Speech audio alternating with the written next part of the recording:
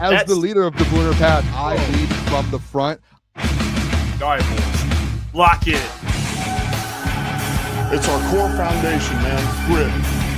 I'm fired up. I'm fired the f*** up, boys. It's pumping right now. It's got my juices pumping, boys. Welcome to Crunch Time Sports with Jeff Iafrate and Booner. It is Wednesday, September 24th. Still a week of a massive win by the Lions. And today we'll be joined by the publisher of Detroit Lions and Sports Illustrated, John Maakaron. He joins us every single Wednesday. Can't wait for it, man. We get to talk to the doc about a massive win here. All right? It's going to be a great show today. Yeah, and Victory Wednesday. Can we talk? Hey, can I hear you say Victory Wednesday, Jeff Iafrate? Victory Wednesday. It's victory. Right. It was going to be Victory Tuesday, Wednesday, Thursday, Friday. And Saturday until we get to Saturday. Sunday again. And then Sunday you play the Browns. We lock in for that, we which will be live, reset. by the way, of course, on game day. So we will be. We could give it like a 48-hour rule, and we're done with it now. But I like as we're not a part of the team, so we can do whatever we want. I am pumped up to have the doc on, though. He was in Baltimore, actually. I just remembered. Forgot that Doc was in Baltimore. He's back here. I think he was in Allen Park as well today, talking to some of the players. So should be a fun conversation. I'm pumped up though. Pumped to be back. It was weird. No night show last night. Felt little. My whole schedule. Everything's a little off right now, you know. And it's just one day, so it's just like, all right, back to it. Yeah. Well, who's Zorro? What? Phil said Boone looks like Zorro. Who's Zorro? I don't know. I don't know who that is. Donkey Kong better not be lying. No, he is lying. Okay, good. Justin Rogers tweeted out and said that AQM said he should be back. He's expecting to play Sunday. I think what I was telling you, I know we're going to do the things here. I just think there was a lot of guys on the injury report today because it was a short week. So guys were getting rest. Yeah, well, the injury report, no practice for Taylor Decker, AQM, which the Taylor Decker, that they've been doing that. They've just been nursing the shoulder he's been dealing with. Yeah. AQM, knee, no practice. You already mentioned he's expecting to play. Daniel Thomas, forearm, no practice. Sione Vaki, who left the game with the groin injury. That's tough. We talked about it, suffering a lot of soft tissue injuries. But he did not practice today. Derek Barnes, knee, a limited practice, and then DJ Reed, cramping. Full practice. I like how it just says cramping, full practice. Yeah. I have DJ Reed. Get that man some liquid IV, man, or something. Get him an IV and get that man back on the football field. Or I guess he was full practice, but why did they just have cramping? Yeah, I don't know. Just leave him off at that point. He was never on the injury report. That is actually very odd. I think with Taylor Decker too, by the way, I think he's in like a position, maybe I'm wrong, where like Frank Ragnow was. Where like last year, Taylor was going through injuries on and off. He was practicing though. And I think this year it's just like, if he's good to go for games and he's at a high level, let him do it. It's better. Let him get his rest, especially short weeks like this. Yeah, they worked out Quentin Jefferson, who yesterday, he's like a 31-year-old defensive lineman. He's not quite Bruce Irvin in terms of age. He's 31. He's younger. Played defensive tackle, played a little edge. He's kind of a tweener. He played last for the Bills. I think he was drafted by the Seahawks. I think he had 2 sacks last year. They worked him out yesterday. So they are looking at bodies. Did you not see the news? They signed him? Yeah. I tweeted out on our Crunch Time. Hey, come on, Jeff. Yeah, head on a swivel out here. We need your court vision to be at a high level. You know, your field vision. Jefferson. They signed Quentin Jefferson. Sign him to the practice squad as of right now. So they're preparing for just in case they need a body. They got one. Yeah. Quentin Jefferson. He'll line up on 27, 28 career sacks in 9 seasons. So it's not too crazy, but just an extra body. They do have some dudes already in there though that they've brought in.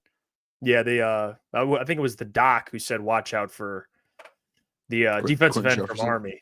No. Oh yeah, from the practice squad. Yeah. Which I'm gonna keep watching. Is Quentin Jefferson a tweener, dude? I thought he's just I thought he's like almost a nose tackle. He's big. I saw the pictures of him today. He's lined up at edge at times in his career, but I think mostly he's played defensive tackle. So I don't even know what to call him. I don't even know. Probably just he's a big dude. When I saw the picture of him today, I was like, Guy's massive. Yeah, I don't know what to call him, honestly. I Quentin don't Jefferson. Really know. This guy and his dad jokes. I mean, what's your? Yeah, of course. Okay, I don't know what role he'll be in. I guess you're preparing for him to play maybe AQM's role if he's out. I guess, or they just like him. I don't know. But this is something we feared. That's why we want more depth in that defensive end room, of course, because we didn't know. I mean, you don't know if AQM. You never know that something could pop up, or he can miss a game, and he's coming off a great stretch of 2 games. So you hope he'll play, but you got to be prepared if he doesn't. You got to have depth, man. That's the point. I think AQM is going to play. I don't think there's an issue, to be honest. What is this? Oh, before we get into the Amon-Ra stuff, can I just add? Can you go on Twitter? Can you go to who posted it? Was it Nolan? Did you see how Jack Campbell got injured? Did I see what? How Jack Campbell cut his lip? No. Oh, yes, I did. I saw the replay. The video of Brian Branch? No, I didn't see. I saw the actual hit he took. No, it wasn't the hit. So hold on. Let me see if I can find this video real quick. They asked him about it today in practice. Who tweeted it out? Hold on. Give me 2 seconds, Jeff. I should have had this prepared. This is on me. Hand up. Oh, he took a cleat. Do you have the video? Yeah. Jeremy put it out. Oh, I see Eric's. Okay, so Jeremy put it out? Yeah, I can share my screen. Okay.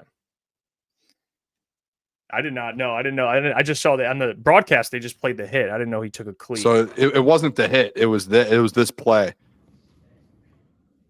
Right? Bang. Oh my gosh. Face by Brian Branch. Ah. So he got karate kicked in the face. Cleat to the face, yeah. Ah, right there. That's a tough one. That is a tough one. And the fact too that he just turned around and just kept playing too, I respect it. Yeah, I didn't know. I didn't know he took a karate kick to the face. And he played. He went in the game. It's such a freak accident. What Steve said, like you just don't see things like that. Really, that looked like it. There is a lot of friendly fire though. Jack Campbell's usually the one giving the friendly fire, though, to be fair. I knew you were going to say that. Once I saw that comment, I was like, Jeff's definitely going to be like, Jack's the one always flying around. He's the one flying, which I love. I love that he flies around, but usually he is getting guys a little banged up. All right. I'm still stuck on this Zorro comment. Yeah, I don't know if that's a bad thing. We don't know who that is. I don't know. Why do I look like Zorro? Like... I don't know. I don't know who that is to even say why you look like Zorro. I don't know who that is. Honestly, we could be saying it could be something terrible, and we're just saying it repeatedly. I don't even know what it is. Honestly, I think we might have just walked into a trap. Maybe I have no idea. So? It's like Room 40. Have you been to Room 40 in Detroit, Jeff? Okay, let's get to this clip. Amon-Ra St. Brown had David Montgomery on his podcast, and they talked about a lot of different things, which you guys should go watch. It's hilarious. D-Mon is naturally just funny. But they talked about the difference between Ben Johnson and John Morton, all right, which I think that's a great perspective to have from David Montgomery. Here's what he had to say about the difference. Debo, what do you think is the biggest difference between with Ben and with Johnny Mo? I think they just for you as a running back. Obviously, they're just different coaches, but I think Ben was more like conservative in the sense of like how he like talked to us, and like when you knew when Ben was hot and when he was not, but when Ben like installed plays, he was coaching us, bro. No bullshit. When Johnny will be installing plays, I be feeling like buddy cussing it out. No bullshit. Chamo, you want to fucking get the fucking 10? Come back down to the fucking ball. Out of here. Fucking score. Touchdown. Every time you touch the fucking ball, man, you want to fucking score. Out of here.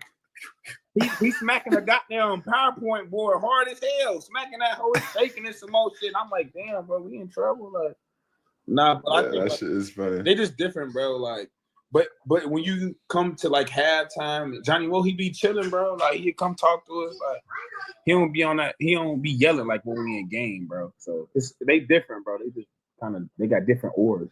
I feel like last year too, it was more for you as a running back. It was like plays with Jameer and then plays with you. Now it's like whoever's in is in. Y'all both run the play. Yeah, definitely. It's like that. It's definitely still plays with like it's tagged to one another, but it can definitely work out more. Like if then I can run a couple of things too. So. Hey, Johnny Mo, fiery guy. I guess we don't get to see the fiery Johnny Mo. We just see the more calm, collected press conference Johnny Mo. But it doesn't surprise me. He's more, you can tell he's a little more old school. You know, Ben Johnson seems to be more fiery as a head coach. But it's interesting to hear Demo and them kind of say how he's a little different than Johnny Mo in that aspect as an OC. Yeah. You know, Johnny Mo's a little more fiery. And especially they're saying the F-bombs. But I don't think it's him yelling. I think it's just he's intense. He's just like loves ball, you know? He wants things to be perfect. And I love that. Yeah, I think it's interesting. Did you see Ben Johnson after their win too? No, I didn't. You didn't see the post game? No. I would have never imagined Ben Johnson being able to even yell the way he did. You of all people did not see Ben Johnson's post. No, you're kidding. His post game. I'm out looking at the Bears fan. I should be seeing. It was viral all over NFL Twitter because people were like, "Wow, Ben Johnson's actually fiery." No, I did not see. Can we pull it up? The Bears tweeted it out. Right, it was like a Dan Campbell post game, and I was just like shocked to see it. But no, I do like the fact that John Morton's like that a little bit. It's not like, hey, hold the guys. It's just, and these guys, like you hear D-Mount, like they don't care. Like Saint doesn't care. Like that's what football is. Is dudes just just dudes being dudes, playing football and yelling at each other. And Johnny Mo is just like, I think Dan said it throughout the offseason, like John Mo wants it done his way. Obviously they have their offense, but like you're going to hit your markers. You're going to hit everything you need to do. You're going to run the play right, or you're going to hear it from Johnny Mo. And hey, it's the same thing with Dan Campbell. That's Dan Campbell. That's how Dan is. Like, hey, if you're not playing well, you're going to hear it from him. AG was the same way. Ben was probably the only one that's on this staff that wasn't that way until now. All of a sudden, he's the head coach. I did not even see that. This is his post game. You didn't see this? No, I did not. I did not see this. You out of everyone, you've seen it. You just wanted to play it.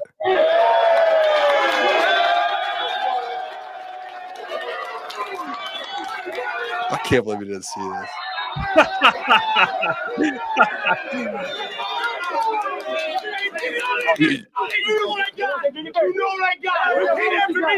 Oh God! Good, better, bad. Good, better, bad. Never let it run. Never let it run. Good gets better. Good gets better. Any better gets better. Anybody gets better. Bears on 3. 1, 2, 3. What? You missed the whole beginning of it too, where he was. This was just the game ball to him. There was him handing out game balls to guys and him like yelling at guys like, "Let's go!" Like he opened up the whole video doing a Dan Campbell. You know, Dan before always does the yell like, "Ah!"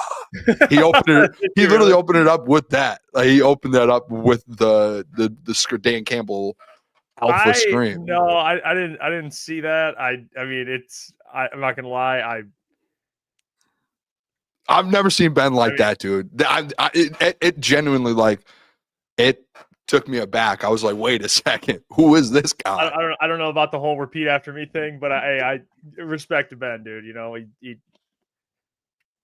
I'm sure there's always going to be things you take from the guy that you learn from. For sure. He's not Dan Campbell in the same way. Like, I do respect that whatever that repeating thing was, he didn't get that from Dan Campbell. They never did that in Detroit. It's his own thing. So there is a world to where obviously if you're in a coaching tree of someone, you're going to do something similar, like a post game like that, which almost every NFL team does. Coaches do post games like that anyway. So it's not like taking it from Dan, but the repeating thing, I don't hate it, to be honest. I'm not going to be like, oh, that's cringe. Like, that's his thing. He probably did that when he was in high school or North Carolina or somewhere along his way. They probably did that and he loved it. So he probably did it there, which is fine. I don't care about that. It's like this Jim Harbaugh thing. Like, hey, who's got it better than us? That's not just for Michigan. That's Jim Harbaugh and his dad and him in high school and him growing up has always, who's got it better than us? Nobody. So yeah, I did not. That's football tradition. That's why you love the game. That's why you watch the game. Well, speaking of Dan Campbell, he did say some interesting things about Terrion Arnold today on 97.1 The Ticket. He hinted on 97.1 The Ticket that the Lions are going to start playing cornerback Amik Robertson on the outside to help out Terrion Arnold a little bit. And I saw people saying Terrion in the slot. Maybe he plays a little nickel. Maybe he fits his game better. We can't be talking already about a position change for the guy. I mean, but whoa. No, I'm not talking about this. Isn't that Dan Campbell? I'm talking about the fans. Like, he's going to play outside corner mainly. That's his role. Like, he's not going to change, and they're not going to throw him at nickel mid-season. He's never played it. You know what I'm saying? Yes, he has. Yes, he played it at Alabama. He played at safety when he played safety. He was in the nickel. The only reason I know this, I didn't know this before the last 48 hours. The podcast that he has with Patrick Surtain, there was a clip that came out of him talking about when he was playing nickel in the game, and he was playing with the twos because they were winning by like 20 points, and he was playing with the twos. Saban had him at nickel, so I'm guessing he played nickel throughout his career there at times. And he said he made some type of adjustment. Whoever he was playing with the twos didn't make the right move, and then he said he got chewed out by Saban from doing something. But he had mentioned in that clip that he played nickel at one point, or in that game he was playing nickel. So he must have in his career. Defender. I mean, he got the good safety traits. But I think if there's if you're still trying to learn, if you're a nickel, like, you're going to at times still have to guard someone, right? Like, you're going to be in positions at times, or you might, if you want to throw him outside, you still can. Maybe it's a way just to help ease him into the NFL and getting used to this, because I don't think some people were saying like the second half yesterday or on Monday that he actually wasn't bad. I went back and watched a couple, and then I also heard him talk about it on his podcast, like in the second half, how he was going at it with D-Hop, like he was talking to him, and he said D-Hop got nothing. He basically told Patrick Surtain, like, D-Hop got nothing in the second half versus him, and he's not wrong. Like, the second half he was a lot better. So maybe it's just a thing where you just have to like get him slowly going a little bit, and at times maybe move him to nickel, let him play both here and there throughout the year until he's more comfortable. Yeah, we know Meek can play outside. You know, he's done it before, and he can play outside. He can play nickel and outside. So I'm willing to be a little more patient with Terrion. I think I agree with you. I think the second half was better. You didn't hear his name called much in the second half. First half, obviously, he had some moments, but I think it's one of those things where I'm willing to give it a little more time before I hit the panic button for him. I know people, it's easy to say, like, the guy, and I know the comments on the podcast, by the way, brutal. I mean, you go to the podcast page. Yeah. Like, they posted a clip today from the podcast on their Twitter. All of the comments are just crapping on TA. Which I did notice he just had. He has a TikTok that he posts. I was like waiting for him to like address it or something, and I was like went and looked. Did he post a TikTok recently? Nothing. No, nothing. Yeah, I wouldn't post anything. Just would get like, because again, people are just going to flood those comments anyway. You know, especially you're doing a podcast with the best corner in the league, and people are mad at him for not playing up to what they expect him to play at. So I'm not going to hit the panic button yet. He has not played overall that well this year, but I think you've seen some flashes to where you'd be like, okay, maybe as the season continues, you see improvement. And again, you're not asking for Terrion Island, like Revis Island or anything like that. You're just asking for him to not give up big plays, which in the second half he got better at that. So this week they have a better matchup for him.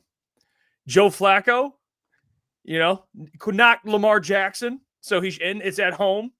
So he has an opportunity to make some plays, but you just don't want him to be a liability out there, man. No, and I will say, the Meek's helping him out, then so be it, man. Like, one of the plays too that I criticized a lot was that DPI, and in his podcast he actually mentioned, like, he was like, yeah, okay, if you want to call it DPI, that this was when he started talking to D-Hop, and they actually put the replay in the clip.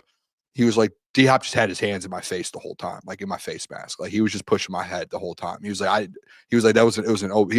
think he essentially was trying to say, without getting fined, maybe, like, it was an OPI. And he was like, they called it on me. And he was like, I don't know what else I'm supposed to do. I'm sure too, like, off air, I bet you he's having conversations with Patrick Surtain.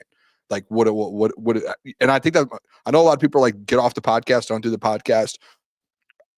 I'm different. Like, I think the fact that he's having these conversations with Patrick Surtain, and yes, they're doing a show where it's recorded. I bet you off air, Patrick Surtain, knowing that he's struggling, or knowing maybe what the fan base is talking about and going at him, I could guarantee you that those two guys are talking off air, and TA is asking him questions, and Patrick Surtain's giving him advice, like, hey, in these moments you need to do this. You know what I'm saying? Like, teaching them a little bit. Like, they're boys, right?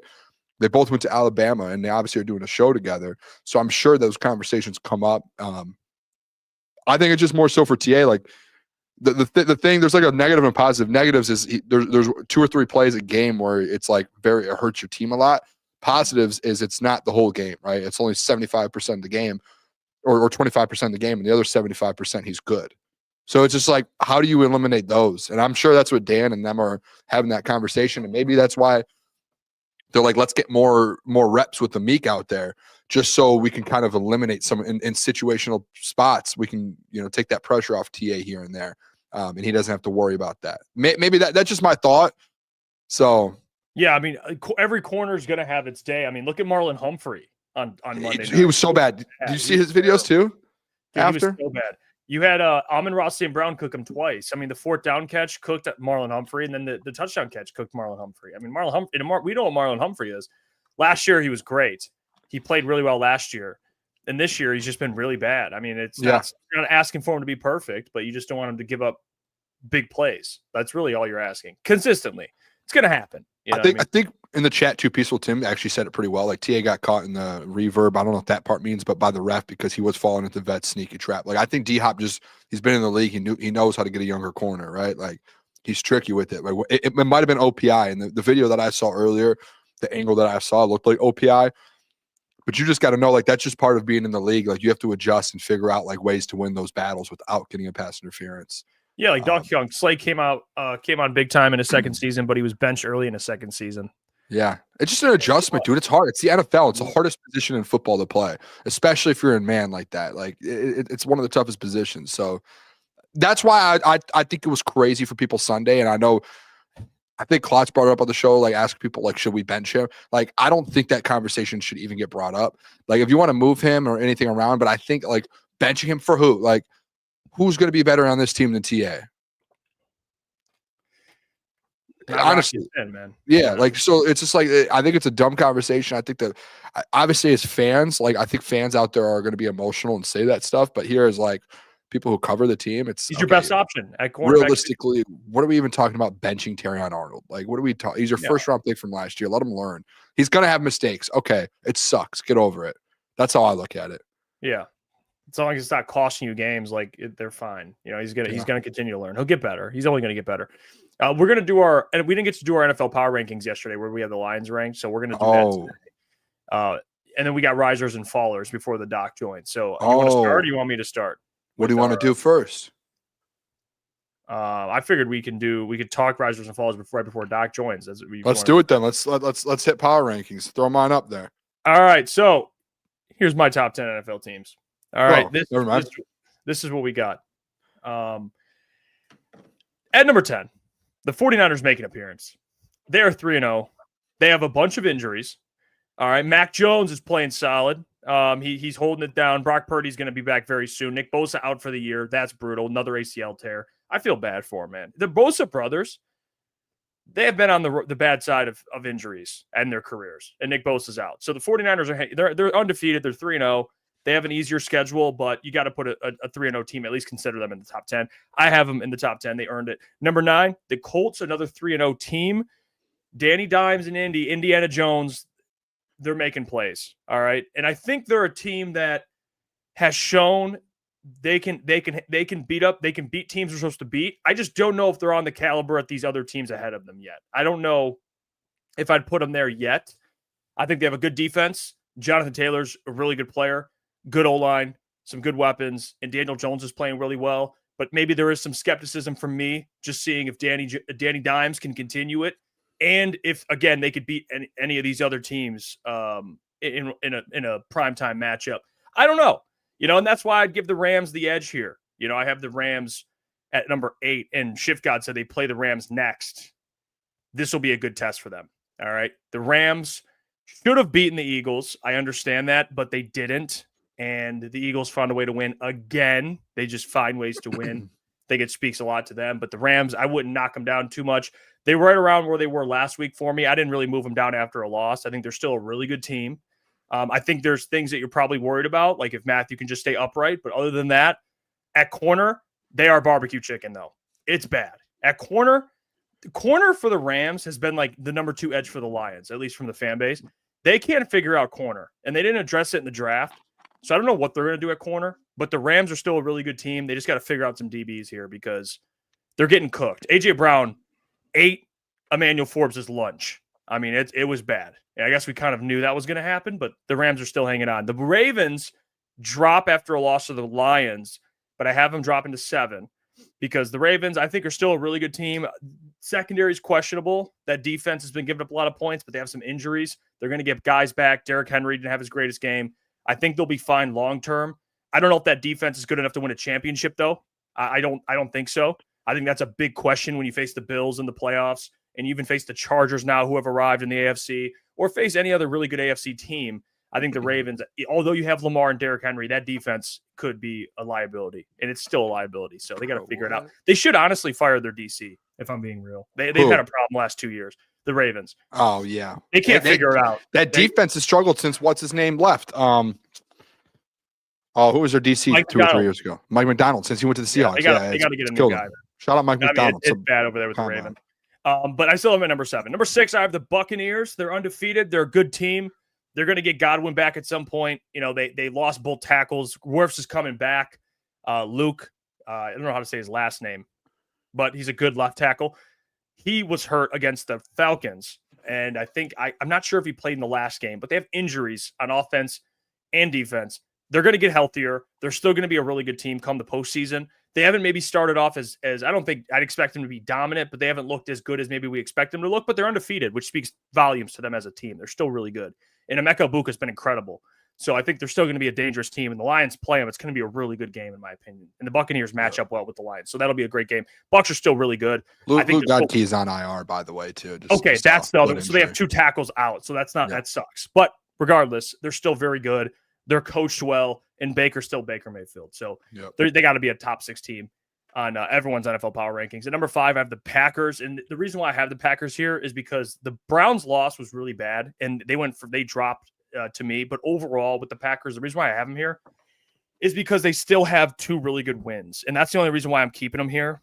This could change in the next 2 weeks, depending on what happens.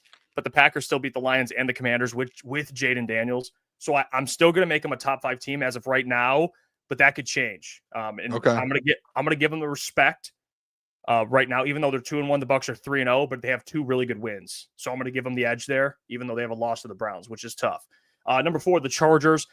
You could argue the Chargers could be even. I mean, they're really good. They're one of the best teams in the NFL right now. One of the best in the AFC. They're right there. Second best team in the AFC. We have it here with the Bills. But the Chargers are legit. They're a legit contender in the AFC. Even without Khalil Mack, the defense still looks really good. Your boy, former DC of Michigan, elite. Very good DC. He's going to be a guy over the next couple of years to keep an eye on. He's been doing it. Jesse Minter doing an excellent job with the Chargers. And then they have Greg Roman on offense. Justin Herbert slinging the ball finally, and they're figuring out how to win. Keenan Allen, glad I picked him up in fantasy. He's been elite. I know Derwin James calls it 3rd and Keenan whenever it's 3rd down. Keenan Allen gets the ball. People thought Keenan Allen was washed, too. Yeah, the Bears, you would have thought he was washed, and he goes to the Chargers and looks excellent. So, I mean, 900. I think he had 900 yards last year. If that's washed, that's tough, dude. Or 800. That's crazy for saying he's washed. It's nuts. Number 3, the Lions making it back in appearance. They dominated the Baltimore Ravens. They deserve to be a top 3 team in the NFL. Yep. Defense played well. They got after Lamar. Offense, they've scored 90 points the last 2 games. I don't know how much you can really say negative about the Lions. I mean, they kept Jared Goff clean. They've got after quarterbacks. I mean, we talk about Terrion Arnold being a little bit of a question mark, but besides that, what are you really talking about with this team besides injuries, staying healthy? They're very good. And I think the Packers lost. The only reason why they're at 3. I mean, if they beat the Packers, they'd be a number 1 team in the NFL right now. There's no question with how they've played. Number 2, the Buffalo Bills, they take care of business. Again, I know they played a relatively close first half against the Dolphins. Second half, they went away with it. Listen, the Bills are legit, man. Josh Allen's good. James Cook is really good. The offensive line's good. Defensive line's good. They're the favorite to come out of the AFC, rightfully so. And then at number 1, I have the Eagles. I know people will say, well, the Eagles look fragile or they look beatable, which I'm not going to completely disagree with. But the reason why I'm giving the edge to the Eagles is because of who they're beating. I mean, they took down Mahomes. They took down Matthew Stafford and the Rams. I know it was bogus. It was off a return kick to really stretch the lead there, a recovery by Jordan Davis. But still, Eagles, I got to give them credit. They're undefeated. They're finding ways to win. Even with the new coordinator, on offense. They haven't really put it all together, but Jalen Hurts, he slinged the ball a little bit against the Rams, and it worked out. A.J. Brown had a big game. So I think the Eagles are still legit in the NFC. They might not look like the Eagles of last year. Saquon hasn't quite had the year that people expected him to have, but overall, they're still very dangerous. And I think just the wins they have, you beat the Rams, you beat the Chiefs. And I know the Chiefs are 1-2, but still, it's Patrick Mahomes. We talked about this last week. The Chiefs are going to be overall fine. They'll make the playoffs. We all believe they could. They should. But the Eagles still deserve credit there. So this is my top 10 teams. It's week 4. Things could change, but I think this should be, at least team-wise, maybe not order, these should be the teams that you put in the top 10. Yeah, honestly, I think we have the exact same teams in the top 10. I don't think we have any discrepancy when it comes to the top 10. I think it's just order. That's a little different. You want to throw mine up there, Jeff?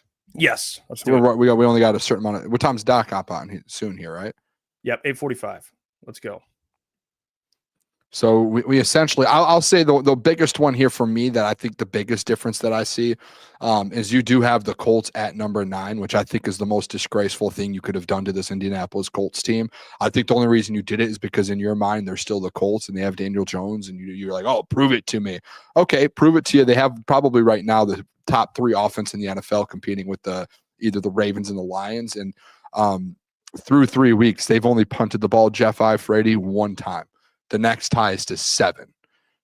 And they are 3rd in the NFL in points per game with like 34.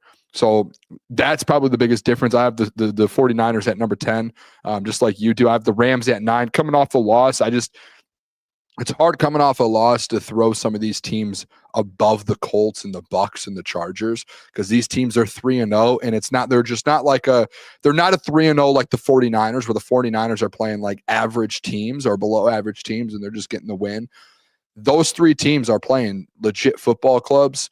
I don't know why I said clubs, but football teams, and they're winning and they're coming out with wins. So the Chargers, Bucks, and Colts, I have them 4, 5, 6. And then obviously the 7, 8, 9 is the teams that lost this last week. The Ravens being kind of the odd one out in this list. That's 1 and 2. But I think you said it best. Like, their offense is really, really good still. They're the best offense in the NFL, arguably, with Derrick Henry and Lamar. It's just that defense. If they figure this defense out, they'll figure it out. So you can't take them out. The Rams, I know they lost to the Eagles. I could have the Rams higher, to be honest, because they should have beat the Eagles. I didn't realize too, Jeff, until this morning, because I didn't have time to watch the game. I watched like towards the beginning of that Rams-Eagles game. They got back-to-back field goals blocked in the fourth quarter. Their last 2 possessions. It wasn't just that one where they got blocked back for a touchdown. The field goal before that also got blocked.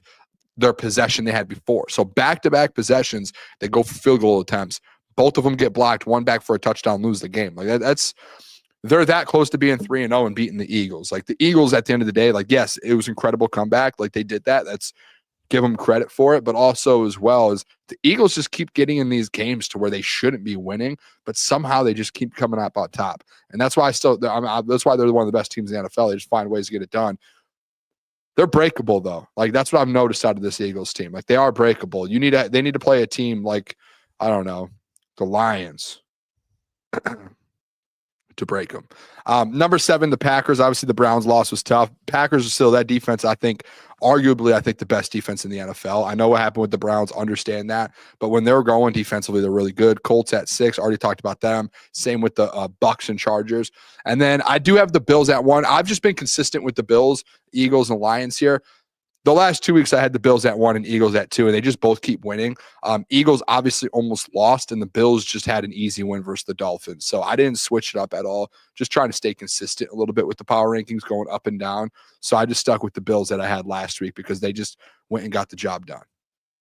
I will say the reason why I have the Colts lower is not they're winning. They're 3-0, but the 3 opponents they face have a combined record of 1-7. Yeah, but the thing is, it's like, but 2 again, teams with no wins and a team with 1 win. To my point, though, they dominate. It's not like they're going in there and they're winning by, like, the Bucks. Like, Bucks are winning 1 possession. The Colts are just winning, and like, their offense looks incredible. Like, their offense looks insane. Like, if they went up against the Ravens, they would put 35 up against the Ravens. They would. The offense. But it's tough. I don't care who it is. This offense, they punted 1 time. They beat the Dolphins. They punted once, Jeff. That's incredible in the NFL at all. A 3-week stretch of punting one time. The Rams blew you the Dolphins. deserve. The Rams blew the Titans out. Good for them. How many times did they punt in that game?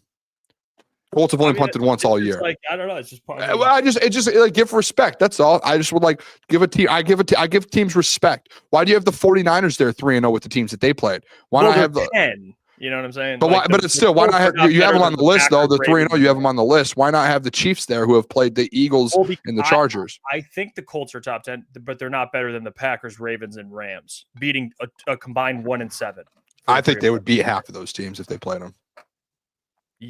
And I love the punt stat, Purple Prince. I love one time in 3 weeks is incredible. I don't think people realize how insane of a stat that is. I think they're the only team in NFL history to do that. Yeah, listen, they're a top 10 team. You have nothing to say. They're not. You're speechless. Would you say the Rams are contenders? I mean, I would. It depends. Like I don't know. Like my contenders right now are contenders. Yes, but do you think the Packers are contenders? But again, we don't. You told me week 1 we don't do this based off projections. We do it based off of week by week. No. Slow down there, Jeff Iafrate. We do this week by week. That was why we've done these the way we've done them. You said we do not do projections. We go week by week. Don't bring that question up to me. If they're we're playing, talking power rankings. If they haven't punted once, why aren't they a top 3 team then? Top 4 team? Because I think the teams above them, they're all besides the Lions, they're all undefeated, and they're all incredible. I think if the Colts played them this week, they would lose to all 5 of those teams. I think the Bucs, it would be a close game. I think 7, 8, 9, 10 would be a good game. They would be a fun game to watch. All right, you're listening. And you know what? Again, this is a week-to-week power rankings. Me and you have talked about that a lot. If they lose or they look worse next week, I'll drop them down. But don't come at me with that. Are they Super Bowl contenders? If they aren't, they're not. It's a week-to-week thing. We're not talking. This isn't a ranking for. Yeah, but based on how well they've played, then if we're going off that, we have to factor in a little bit of other things. It's week to week, but also it's like. I agree, but based on their play, they've dominated the first 3 weeks. They've dominated the first 3 weeks. Okay, so yeah, based off a few different things, I don't think they're going to be a Super Bowl contender, but I also think right now they're one of the best teams in football. So I put it right in the middle at number 6. You see what I did there? Rams this week. Okay, we'll see then. Well, can't wait for that pick 'em. I can't wait. Give me the Colts. Yeah, I mean that pick'em's going to be that pick'em's going to be interesting. I'll tell you that. It will be. Yeah. I will say the Colts are winning, so good for them. I mean, it looks better than Anthony Richardson. I'll say that. I mean, I'm not gonna lie about that. You want to we have 7 minutes. You want to just save it for tomorrow? I mean, Thursday we'll do right. Yeah, we can. What do you want to talk about for 7 minutes? Well, there's a question I saw. Richard said there's some people. Go to the chat because there are people, and also I have another one here from Steve. I want to get to that I think just happened. But Richard says if the Lions keep winning and make a deep playoff run, do you see us losing John Morton and Kelvin Shepard and having to go through this entire process again? I don't think so this season. I think it's going to be – I don't think it happens like that. I don't. I think Kelvin will probably be here for this season and next year. And then if next year they're another really good defense, a top 5, whatever it is, I think he'll take interviews at that point. I don't think John Morton – and I don't know about John Morton. We talked about this yesterday. I don't know if John Morton wants to do all that. I don't know if he's interested in a head coaching job in his point of his career. Know. I don't have any information that tells me he wouldn't. I just don't get it. I don't know. I don't get a vibe from Johnny Moe that he's in it to be a head coach. I think he just likes being an OC. It's like he was just an advisor for like 15 years without wanting to do anything else, like an offensive assistant.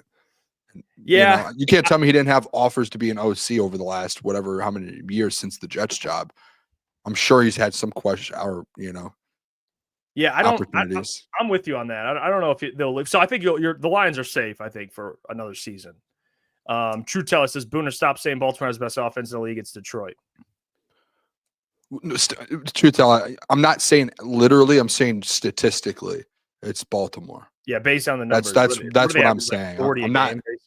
I'm not saying that I think I think the Lions have the best offense in the NFL on the field. Statistically, it's the Baltimore Ravens right now. Yeah, because they scored 40 week 1, 40 to week 2, 30 week 3. That's my point. That's when I say that it's because statistically, by fact, they have the number 1 offense in the NFL, and by fact, the Colts have, I think, number 2. And the Lions are 3rd. Those damn or Colts. vice versa. Steve Lehman, State Brown fined $49K for dropping. Oh gosh, he got fined $49,000 for that. You know what I think about too? 50 bans. I mean, think about it. Like for a guy like Amon-Ra St. Brown, 50 bans for using vulgar language. You get 50 bans, and he's probably like, damn, got to pay 50 bans. Man, it shows how much money he's making. He's making a shit ton of money, man. I think they do like I think in like those situations, it's like a percentage of your contract. So It is. I'm pretty sure. So his first few years, it was like probably like $10,000 ones or like $5,000 ones. Now when you do it, it's like 40,000, 49,000. It's like an when insane amount of money. Remember when J-Mo was getting the end zone pregnant? I think he got fined for that, didn't he? Probably. Now like every kid in the world is doing that. He said getting the end zone pregnant is such a crazy I think that's what he way. Yeah, that's what he did, man. I think he got fined. Is that what he said, or did you just make that up yourself? I mean, that's what happened. That's what I watched. I mean, he got the end zone pregnant. And yeah. Yeah, well, Purple Prince. What a wild way for Jeff to say that. That's what happened, man. I mean, he did. I've never heard someone break down his celebration that way. MC3, who that says we probably lose Scotty to an OC job. I mean, the other guys. I mean, Scotty's been here a little bit. He could get interviewed. Yeah. I mean, I'm not saying he's been a wide receiver coach, a running backs coach. I wouldn't be shocked if he gets an interview. There's other guys that are going to get interviews. Scotty's probably up there. I know Hank Fraley already took an interview for an OC job. Yeah, he just wanted to come back. I wouldn't be shocked if he ends up getting an opportunity. And he didn't even just take the OC job or interview in Chicago. It was in Seattle. Yeah, and now you have the O-line playing like this with two young guys. Yeah. I hate talking about coaches like losing coaches, man. It's going to happen. And people got to get used to it. It's going to happen every single year. Every year. And obviously, sometimes your coordinators might stay for a few years, like last year with AG and Ben, but the conversations are going to come up every single year. Yeah, I saw Amon-Ra talked about that play too, the pitch, the like option play where he pitched it to Jahmyr Gibbs. That they had that in their playbook for like 2 years. Yeah, did you see?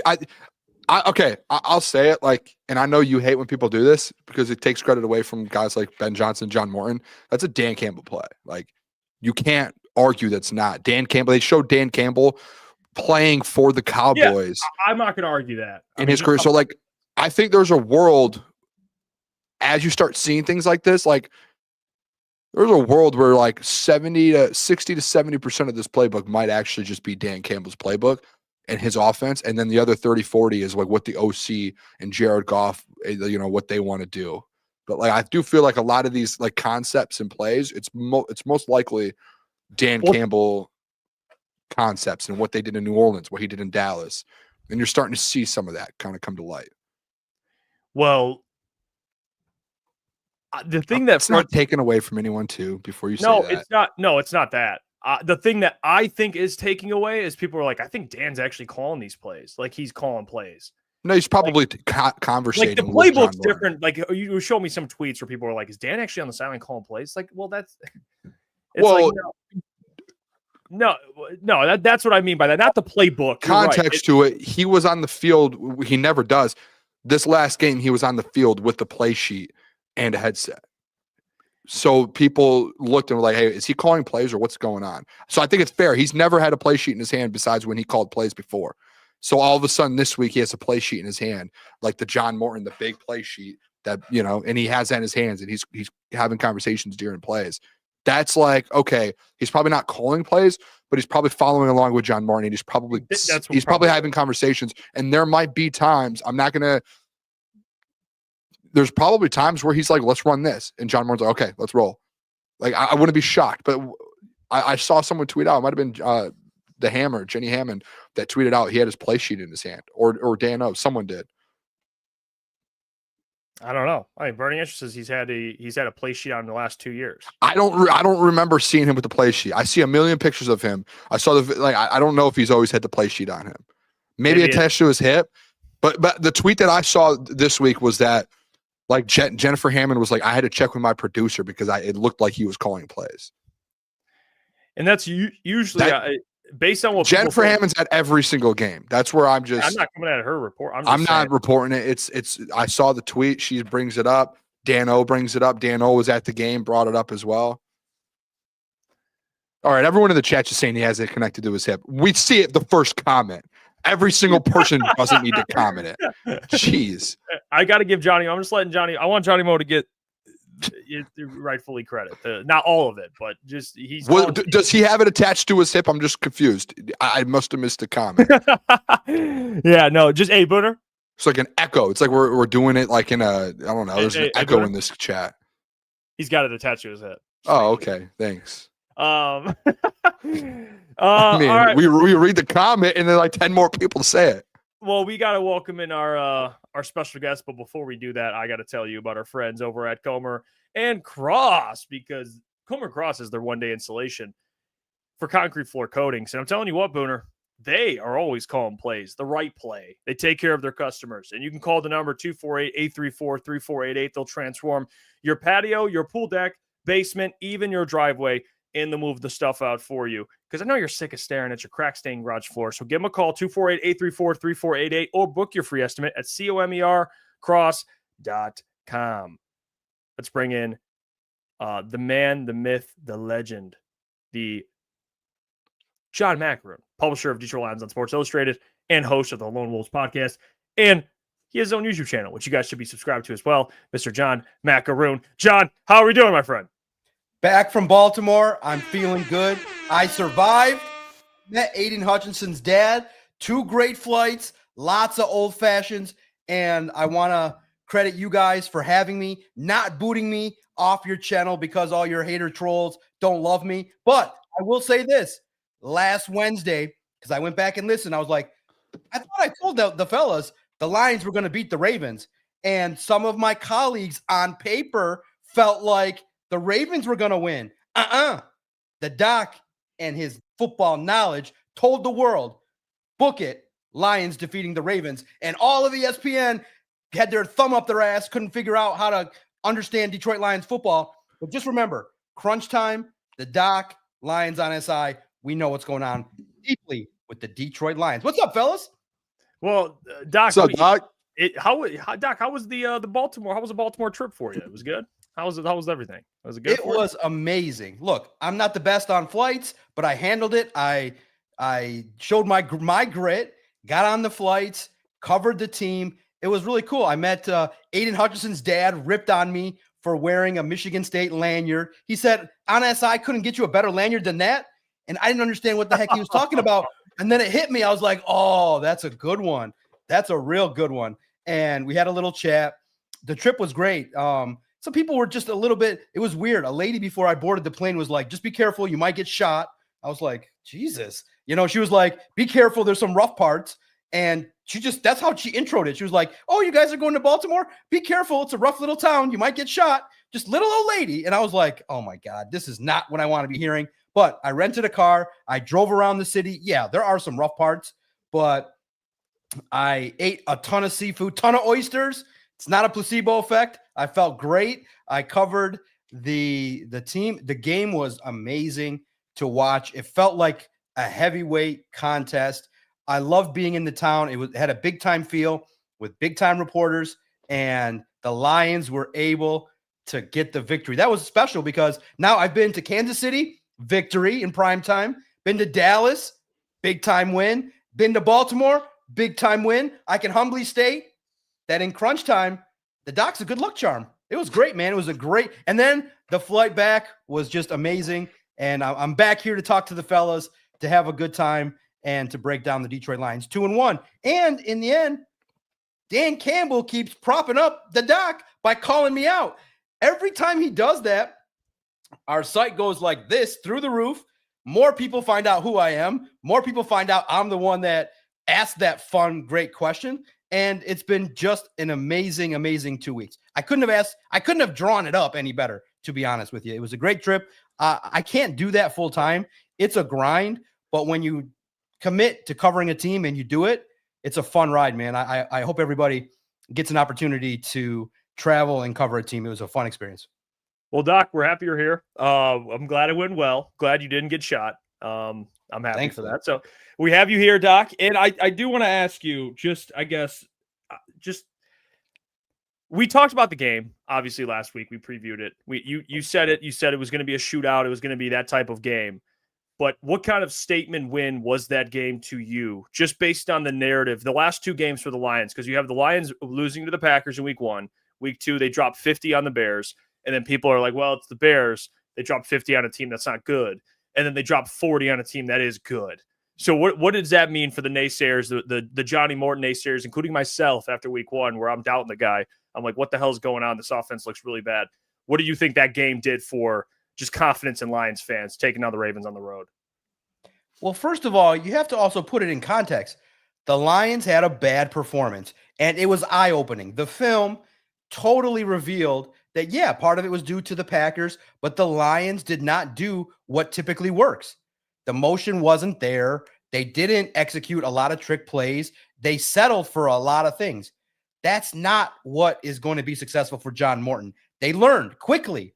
And so in the end, when John Morton runs the John Morton, Ben Johnson, Dan Campbell offense, look what happens. So in essence, the Lions, just look at the last 2 weeks. All everybody said was and expected was that similar performance against the Packers. It took a while to get the engine started. It's Detroit. Sometimes the engines take a little bit of time to rev up. And that's all everybody said was, wait a minute, with all that talent, it should not look like how it looked against the Packers. That's all. And everybody was like, hey, once John Morton had 2 great game plans, look what this offense can do. Trick plays, great route running, great blocking, execution, scoring points, Jahmyr Gibbs emerging as a talent. That's all anybody that critiqued week 1 was wondering was, wait a minute, this is a Super Bowl caliber team. You could show that right away. Wait a minute. I thought this offense was supposed to take time. I thought what I was told by all the slappies in the chat and by everybody, it takes time. It takes time. No, it doesn't take time. When you have the talent that the Lions have, week 2, week 3, we saw the offense that I wanted to see week 1. So I'm not lowering my standards. That's the standard. And when the Lions meet it, everybody's happy. So great for them. It's a statement win. And I thought it took time. It takes time to get rolling. No, it doesn't take time. Clearly, when you have the talent and you have the right game plan and the coach figuring it out real fast, sometimes it takes a disaster for everybody to get on board, rally, and get after it. And look, now everybody's happy because they look like a team that's Super Bowl caliber.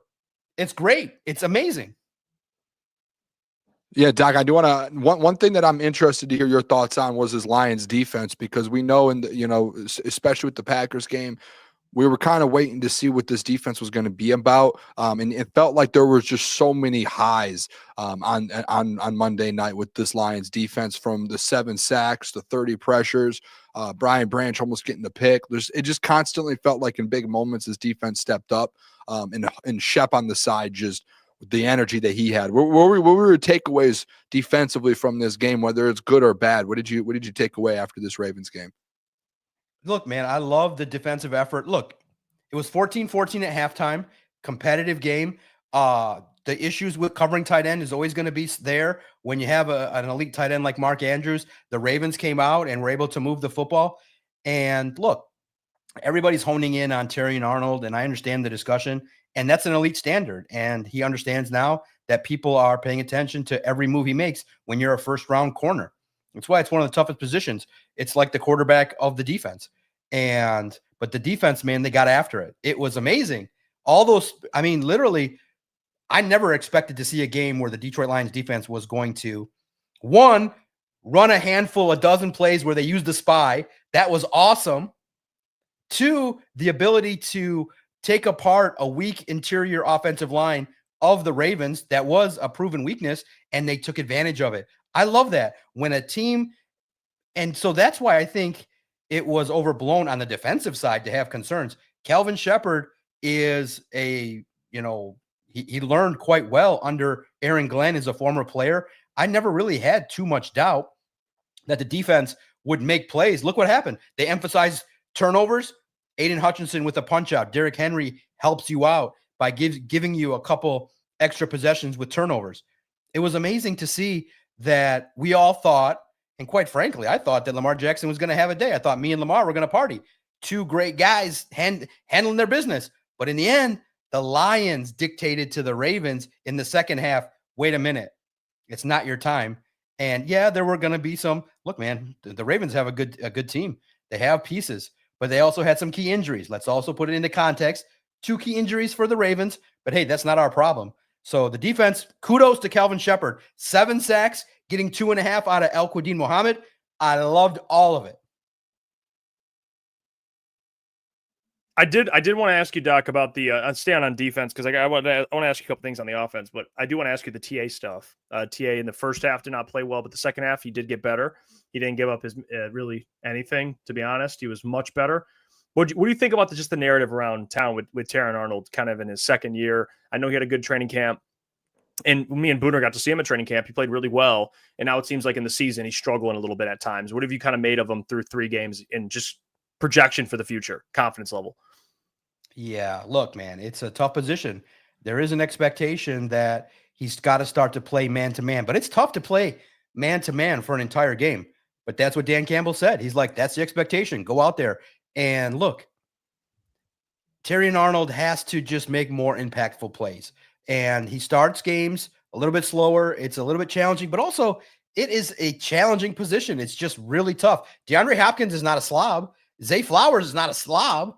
These are the best of the best, but Terrion Arnold has to win some more of these battles, and he gave up a touchdown. His numbers statistically aren't great, but at the same token, he's a battler, and there is a 4-quarter game. Second half, he was much better, but unfortunately, it is a position where you could make 2 good plays, 3 bad ones, and everybody's going to focus on when you get cooked. It's a tough position, but he's mentally tough. He's got to get better at man-to-man. He's got to work on his craft, like Dan Campbell said. Is the narrative, it's always kind of in the middle. I don't think he's a bust. You fans, if you're calling me a hater, it wasn't me typing Terrion Okuda. It wasn't me going on Instagram and typing 6 is so, whoever wrote that, whether it be a family member of a teammate or whoever was sharing that. The media wasn't saying that. It was you fans. So you fans are nasty. You fans are mean. You guys are really disturbing in the way in which you talk to the Lions players. Terrion Okuda already? I get it. It's a 2-way street. You don't like my questions? I don't like your commentary. I don't really like the fact that you would tie Terrion Arnold to Jeff Okuda. Now, it's interesting. You all haters out there would do that to the first-round draft pick publicly, but I get it. I respect it. It's a high standard, and that's the way it should be. You hold Jared Goff to that high standard. You hold Terrion Arnold to that high standard, and it's the way it is. But also remember, too, Darius Slay struggled at times. Rasheed Mathis struggled at times. I expect Terrion to steadily get better. The problem is that when you take a cornerback in the first round, there's an expectation that it's Terrion Arnold Island that I don't know if I see shut down in his future. I don't know if I see that. I see productive. I see solid, but I don't know if I see a Derek Stingley. I don't know if I see one of the game's great cornerbacks. I see maybe a very good one, but I want to see what that step looks like, but I don't see it just yet. So he's got to prove it to everybody because you all are quite very nasty. Terrion Okuda, my goodness, you guys are mean. Doc, what do you think about Jack Campbell in that performance? Obviously, he had the whole cut. We actually just posted it. The cut looks nasty. It does not look like a great cut. But he had probably one of the best games of his career on Monday night. What did you take away from seeing what Jack Campbell did? Yeah, man, he made that great play, right? He held his position, and man, he's a tough warrior, dude. You got friendly fire from Brian Branch, and he's out there. And look, he's steadily growing, is communicating. And man, I just felt like from a lot of the sacks also came from linebackers as well. So it was a great overall performance. I thought the linebackers did well, tackling and everything like that. You saw the commitment that he had on the play at the goal line. And it just really speaks to some development that you maintain your fundamentals, do your job. And in the end, it was just a little bit too much Detroit Lions offense and a little bit too much mistakes from the Ravens, but great game from the linebackers. There's things to clean up always for the team. I felt like maybe, they're going to look at some of the early runs of Derrick Henry. That touchdown maybe could have been a little bit different there, but by and large, when things are going well and they're winning, the offense, that's kind of the way in which, if you frame it, that's kind of how I feel like this football team is going to go. The offense dominates and the defense just does enough, help out when needed, complement the offense. So it's time to talk about it. If Brad Holmes does not act like Scott Harris and acts like Howie Roseman, if you get 2 or 3 impactful players and add it to this team, why not the Lions win the Super Bowl? Why not? You just went toe-to-toe with the Ravens and out-physicaled them. That's a great sign. And good teams have good luck happen. And I don't want to say it this way, but sometimes addition by subtraction helps. Maybe not the injury situation, but maybe removing 92 from the lineup might have, removing 91 from the lineup might have helped this football team. You never know, because do you really miss Marcus Davenport at this very moment? You hope that if and when he comes back, that he's more impactful. But my goodness, guys, let the hype train begin. Look, you beat the Browns, which most people expect if you're a 9-10 point favorite. You get the Bengals without Joe Burrow. That opens things up for a great first half of the season for the Detroit Lions to have a great start to the season. It's a good time this week. And starting with that defense and Jack Campbell, things were great, man. Is he an all-pro linebacker, Doc? Did this week show you a little bit, hey, this guy's got it? Finally, is it like, hey, we got to see a glimpse of his peak? It felt like it. It fired me up a little bit. When I saw him flying around, I went, that's an all-pro type of linebacker flying around the field, especially with that cut and that tape that they just smacked on his face. It felt like it. Oh, man. Is he an all-pro? I'm not saying like as of now, but I'm saying that game was an all-pro type of game. He has the traits. Hard worker. I do think he's got to continue to get a little bit better in coverage. But, yeah, he's on his way, man. He's doing his thing. He's learning the game. And what better coached for him to run the defense than a former linebacker? It's just look out, guys. And also, too, let's not discount Derek Barnes. He had a great game. He had a wonderful game. And also credit Kelvin Shepard. I couldn't even get a question off. There were so many people asking him questions last week about the defense. Nobody asked about the QB spy, but he ran it a dozen times. That shows adaptability. That shows a commitment to doing whatever works. And I'm very, very happy with the defense. If you can get 7 sacks, that's a good day. Aiden gets 1. Al-Quadin Muhammad gets 2.5. And for 1 week at least, we can all in the chat, we here on this show, we can say, we're good. Hey, I'm just real quick follow-up on the linebacker thing because I'm fired up about these linebackers. I said on Monday after the game on our post-game doc, I legit, from Jack Campbell to Anzalone to Derek Barnes to Zach Cunningham to Trevor Nowatzki, I think is this the best linebacking room in the NFL right now, 1 to 5? Ooh, that's a really good question. I love the way in which that unit as a whole can gel collectively better than the sum of the individual parts. It's I don't know if I would say the best in the league, but I can't tell you. You know why?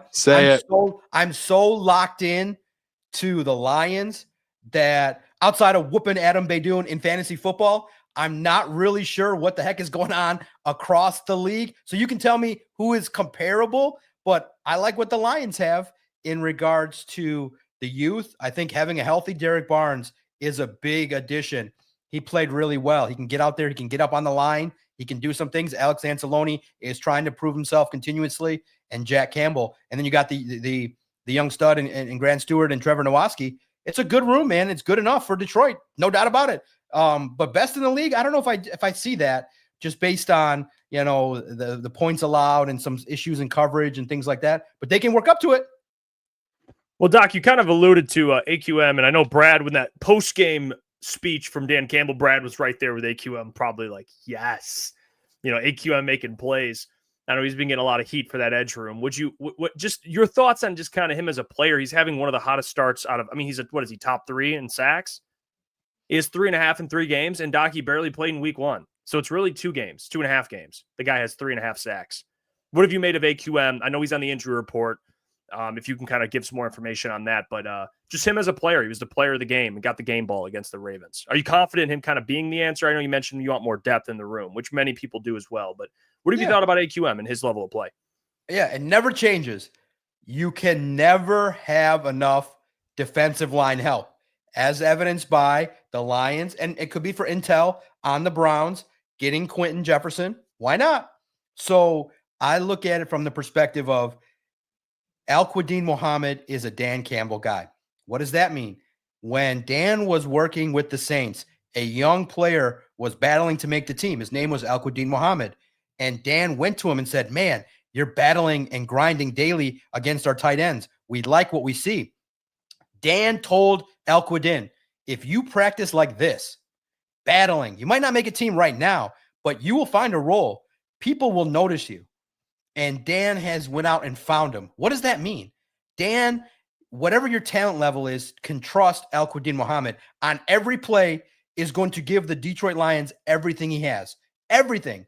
And what that means is this is a player that values the opportunity, respects the game, and when he's given an opportunity, produces. That's a Dan Campbell guy. That's the definition when people poo-poo or roll their eyes, and when we say next man up and they don't believe it. That's the definition of a solid role player that also can produce, that also in his career is still getting better, still working his craft. Also remember, Casey Rogers is now, he's one of the most respected defensive line coaches, and he's going to put in the work. When you have, I always believe that hard work trumps talent all the time. And Al-Quadin Muhammad is a guy that is a grinder. He's got the respect of the team. He's earned a additional role, expanded role. And like I said, he might be a better fit for what the Lions need than, and I'm not going to say it seriously, but it's funny to say, the Lions got to find another edge rusher opposite of Al-Quadin Muhammad. And it might be Aiden Hutchinson, you know what I mean? But the guy's getting all the attention.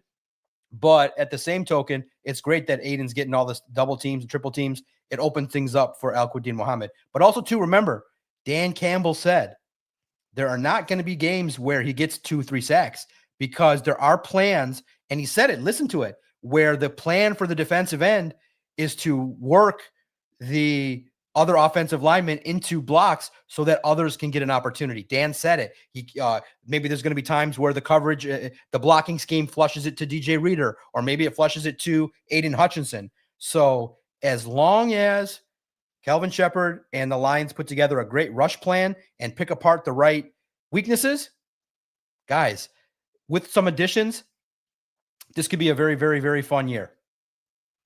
Yeah, I want to ask you, Doc, on the offensive side of the ball, one of the most interesting things I think that have came up, especially yesterday or on Monday's game, was David Montgomery in the big game that he had.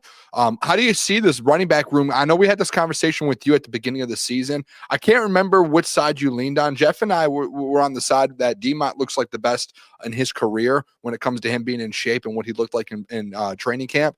A lot of people wanted Jahmyr Gibbs to go up to 70% of the touches, and it's been 60-40, and DeMont's taken control of this running back room essentially through the first 3 weeks. What are your thoughts on this room and what DeMont did on Monday night? Yeah, man. Don't forget about David Montgomery. Man, first of all, what's everybody mad about with Amon-Ra St. Brown? Didn't he look into the camera and was like, I run this stuff, partner? Isn't that what he said? I don't know. Did I hear something different? I thought he said that, right? I run this, partner. What's everybody complaining about? But listen, his interview with Amon-Ra on the podcast was very funny with this kid in the background. And they were joking around about, Amon-Ra's celebrations. David is a lighthearted individual. Did you know he's 84% Lebanese? He told me he's 84.5% Lebanese. And, that's the grit in him that he's sorry, I read it was hi, man. Listen, he's a grinder and he's also competitive. Like when you see all the love that Jahmyr Gibbs gets, sometimes, you got to also feed the other guy too. And he's a talented back. I always felt like, when Jamal Williams left, I was one of the people that was like, man, you're letting a guy go that has so many touchdowns, but it was a great addition to bring in somebody that was a perfect fit. And you know why? Dan Campbell said, when I watch film, the man his feet never stop moving. So to see him earn the touchdown, to see him earn a breakaway explosive run was great. To see Tate Ratledge manhandle people on that touchdown run, you see Tate Ratledge celebrating because he blocked the guy away from the play. It was amazing to see. And I was of the opinion that you give the football to Jahmyr Gibbs because he's explosive. But if you got two great running backs, you just find the opportunity to get them the ball. And you heard it too, Booner. I heard earlier, you got it right. John Morton knows, hey, the challenge is to establish the run and to be able to punish your opponent. If you can do it with both, that would be kudos to John Morton if he was able to get with David Montgomery and Jahmyr Gibbs and say, hey, what can we tweak a little bit to make you both as happy as you can be? So far, so good these last two games. If you're able to win and get explosive running plays, look out. You're almost unbeatable. Yeah, Doc, I mean, the offensive line, to kind of parlay off of that, I mean, the offensive line's been elite the last two games. They haven't allowed Jared Goff to take a sack. I mean, he's been hit probably once or twice. What have you thought about the level of play they've been playing at? Because I think people did not expect it to be this early, that they're playing at this high of level. Not that they weren't capable, but this early. And you have two guys that are starting on that O-line that have only played in probably, 5 combined games? I guess now it'd be under 10 combined games for both of those guys. What have you made of the offensive line play as of the first 3 weeks? After week 1, which we went into it, how bad it looked. Well, that was a great question. But first and foremost, there was a person who said, there's a standard here. And that was me. I said, run the offense. I expected it week 1. Me, the guy that asked Dan Campbell the question. I expected it right from jump because Steelers got going early week 1. Jets got going week 1. Guys, it should have been going week 1. That's the fury that you have when you go, wait a minute, the talent was there. I saw it. I said, that should not have happened. Communication issues. You don't need communication issues. It's the same freaking, if you would have had the same offense, you don't have any communication issues, but they overloaded them with so much information, they couldn't handle it.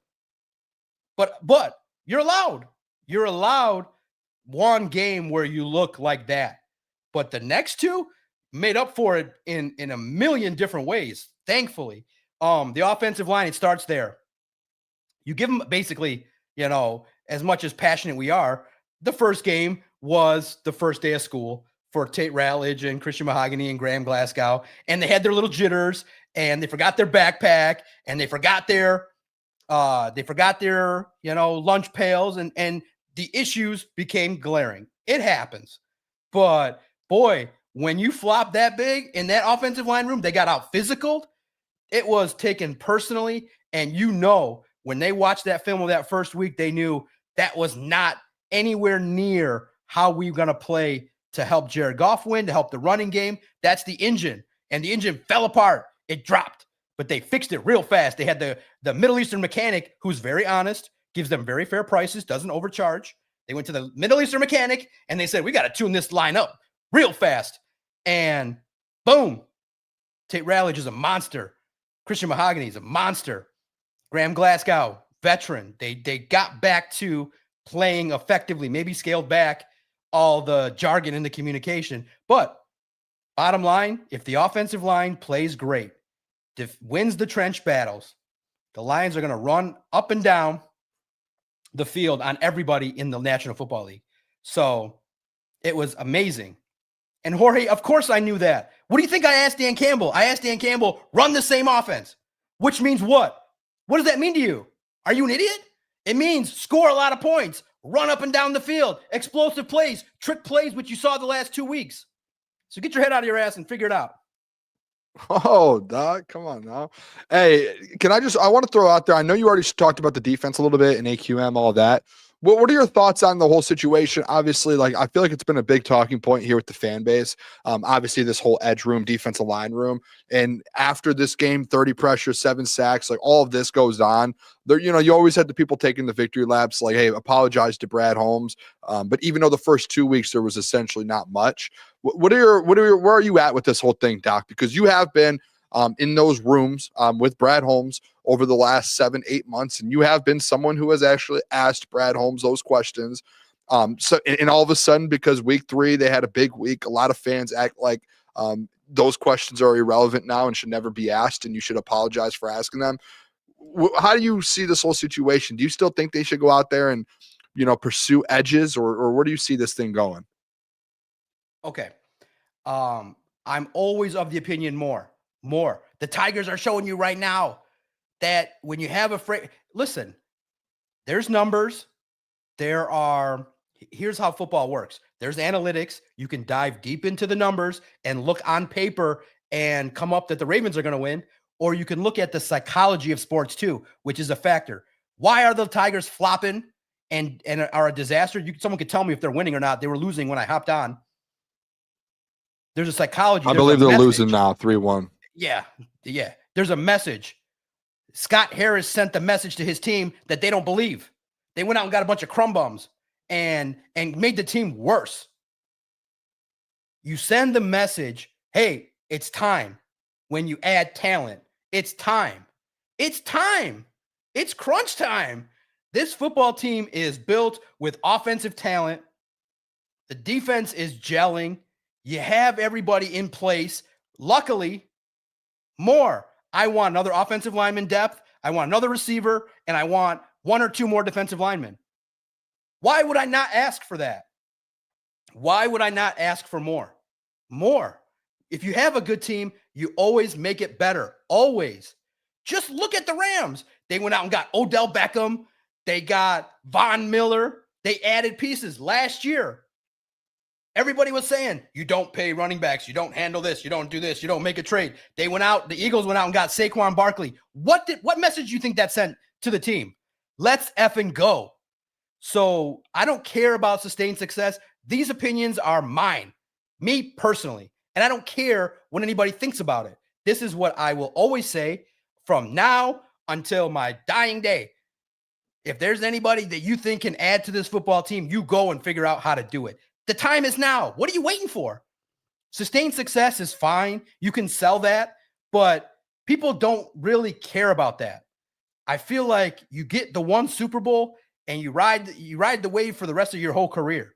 They're right there. And I hope the Bengals keep losing so that Hendrickson's available. There's also one of my great longtime fans sent me somebody, I forgot the name, from the Saints, is a defensive end that's actually healthier.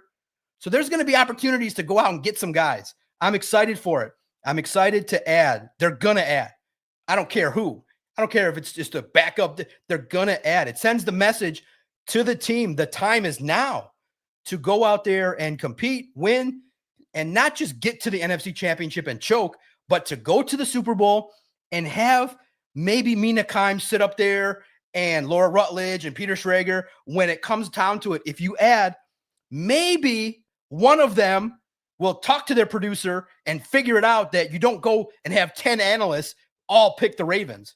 Maybe if the Lions play the Ravens or Bills, maybe if you add, maybe others will put the Lions logo in the Super Bowl as the winner. We'll see. But you always add. Always. What is the problem? Why are fans so adverse? Because the general managers tell you that? They sit there and go, we're good? No, Scott Harris told you we're good. Dan's always going to tell you we're good. I said it on a podcast, and another reporter wrote it. He's protecting his own guys. He's not going to go out there and say, I don't believe in El-Quadin Muhammad. But in the end, fans' job is to demand more, and Brad Holmes' job is to field the best team possible. Why do you think they have workouts? Why do you think they add talent? Why do you think they went out and got another tight end? They're always going to add. It's the best thing to do. And especially with this team, I feel like if Brad Holmes is aggressive, tell me the argument against adding talent with this team. You could be looking at another 13-win year if you add 3 impactful players. You could be looking at it. You could. I mean, why not be able to start to believe it? You could be right there on the doorstep. Just add. Doc, also, a lot of talk over Jared Goff being in that elite category. He's playing really well. I know David Shaw was, he was hyping him up, said he's elite. He's an elite football player. And I think Dan Campbell said there's no one you'll take right now over Jared Goff. I don't know he's of course going to say that, but what have you just thought of Jared Goff's level of play? And would you put him in that elite category based on how he's played in Detroit, or you think there's still some other things maybe you're looking for, or he has to prove, or where are you at with Jared Goff and the level he's playing at right now for the Lions? It's amazing level, right? Dan Campbell with the epic praise this morning, saying that he's doing high level stuff. You know he is. He's got 2-3 plays ready to go. His job is to get into the right ones, and it's hard to argue, right? So here's the secret. If Jared Goff is clean, the Lions offense is going to be mean. Don't let you saw, bro. I'm not going to be mean. I'm going to say this nicely. Mr. Jared Goff, we need not do anything off script. Just if the play's dead, let's go back to what you did successfully last year. Just throw the ball on the ground. There was a couple plays. He tried to move his feet and throw the ball, and it didn't look right. And let's just say, he actually could have gotten a couple extra yards if he would have plowed through the guy, but I'm not going to begrudge him the lack of rushing ability. You are a traditional Joe Montana, Dan Marino pocket passer. If the offensive line doesn't do their job, just throw the ball in the dirt and let's get to the next thing. His off-scriptness is not crispness in my world. So clean and crisp is the way to go. That will get you as far as possible. It's really going to be the offensive line. You keep Jared Goff clean, that offense is gonna hum. I mean, I don't see any reason why not. But if they don't, like they did, look what you saw. The Lions offense was great. When that offensive line basically died on the field last year against the Commanders, Jared Goff looked like a rookie. So that's the secret. That's the secret sauce. Protect Jared Goff. Give him those 3 seconds to survey the field. He'll find Amon-Ra St. Brown. When he's got that pocket, put a lock on it. Jared Goff can be the top 3 quarterback in the league. Problem is, these defensive ends, the further you go in the playoffs, they get better. They get more physical. They get better. I mean, I can't wait. The next matchup, I can't wait to see how Myles Garrett does against the Lions offensive line. I can't wait to see how the Eagles handle the Lions offensive line. There's going to be some tests, but listen, it's time to jump aboard the Jared Goff train. And number one, put it all on the offensive line. Protect JG16. Protect the man. If you get protection, in this case, it's the right thing to do. Hey, you're spot on, Doc. What was the saying? Can you say it again? The Jared Goff one? Your one-liner? Your one-liner? Your Jared Goff protect you. What was it? Say it one more time for us. Oh, bro, what I say? You killed it. I mean, you need to trademark that. Run it back.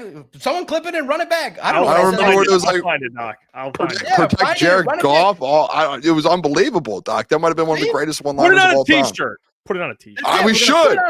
We'll give Doc and give me 50 cents every time you sell it. But listen, it's all right. Deal. 50 cents. Shake on it right now. Every time. 50 cents.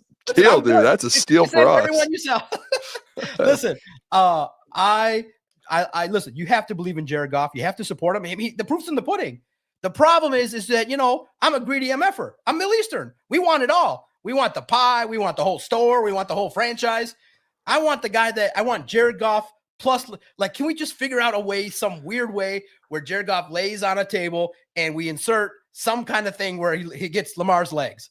If you marry those two together, you'd have the best quarterback in the history of the National Football League. But the man can't move. I mean, he goes, runs as fast as he can and goes 2 yards. So it's just the way it is. But, man, he's bringing back, he's making pocket passing great again, and I'm very happy to see it. Yeah, I do want to also ask just kind of an update for the people because injuries, obviously, for this Lions team is just always going on. There was a bigger injury report today. Is there any major updates or things that, the people need to know? I know you were in Allen Park today. Was there anything major? I know you talked to Sione Vaki. That's a big one. Any updates on guys, Doc? Yeah. The chat said it, so I can repeat it. When Jared Goff's clean, the Lions are mean. That's there it is. Yeah, trademark that. Per the chat, and I think that's what I said. There it is. Ghetto boy Juan, fellow Spartan dog, what's up. Thanks for looking out. Go blue. Yeah. Go green, baby. Yeah. He said, yeah. He was. Yeah. Listen, they won against Nebraska. Give them their flowers, and you guys got something going. You guys, you hung in there. You guys covered. Yeah, it's good. All right. You Plus look at 18. it. And what did you just ask again? I'm sorry. Injury updates. Injury update. Yes. You know why? I when you said that at first, my first reaction was players. With me, when I got a chance to talk to Sione Vaki one-on-one. I'm kind of aware now that there's some idea that, hey, like, just avoid the headline with that guy. Like every player I've always talked to, I think I'm batting 1,000. If I ask them about their injury, they've always told me, yeah, I'm good. I'm playing. I'm good. I'm playing. I'm good. It's been a variation of that. Sione was a lot nicer, a little bit more candid. Look, I'm just going to go with the injury report. He didn't practice today on the walkthrough. I'll look again tomorrow. But, he talked to me, and I'll write a story about it. He feels more like a running back. He feels more comfortable in the position. He doesn't want to make noise about his injuries. He's more of a serious, kind of player. He doesn't want to make headlines about his own injury. I tried to ask Dan Campbell last. Nobody else asked about it, so I did. And Dan Campbell said they'd know more today. I got to probably phrase it differently because I asked him, are you ready to play? I should be specific, like, hey, with your groin, are you going to be healthy to play? But, these guys give me their time, and I asked about a bunch of other stuff. And, I've been getting lately, when you ask direct questions and they know you're going to ask stuff that people want to know, I walk up to him today and I'm like, hey, Vaki, can I get a couple minutes? And he's like, it's kind of like this. Well, okay. And so I want to laugh and say, bro, like, it's not that serious. I'm going to ask you about your game, about your coaches, and about your injury. This is not rocket scientist here. So it's funny. I love that. Most people say yes, but I'm getting a lot of the, I don't really want to talk to you kind of vibes with all these players. And actually, it makes me very proud. That makes me proud.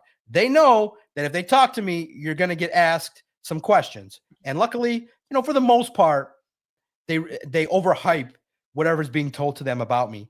It's direct questions asked honestly and openly. So what am I going to ask him about? I asked him about John Morton. I asked him about Tashard Choice. I asked him about his game. And it was a little frustrating that he's dealing with some injuries up and down.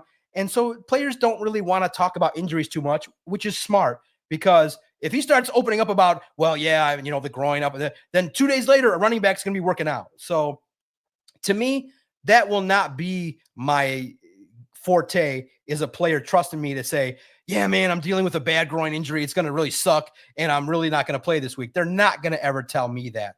That's fine.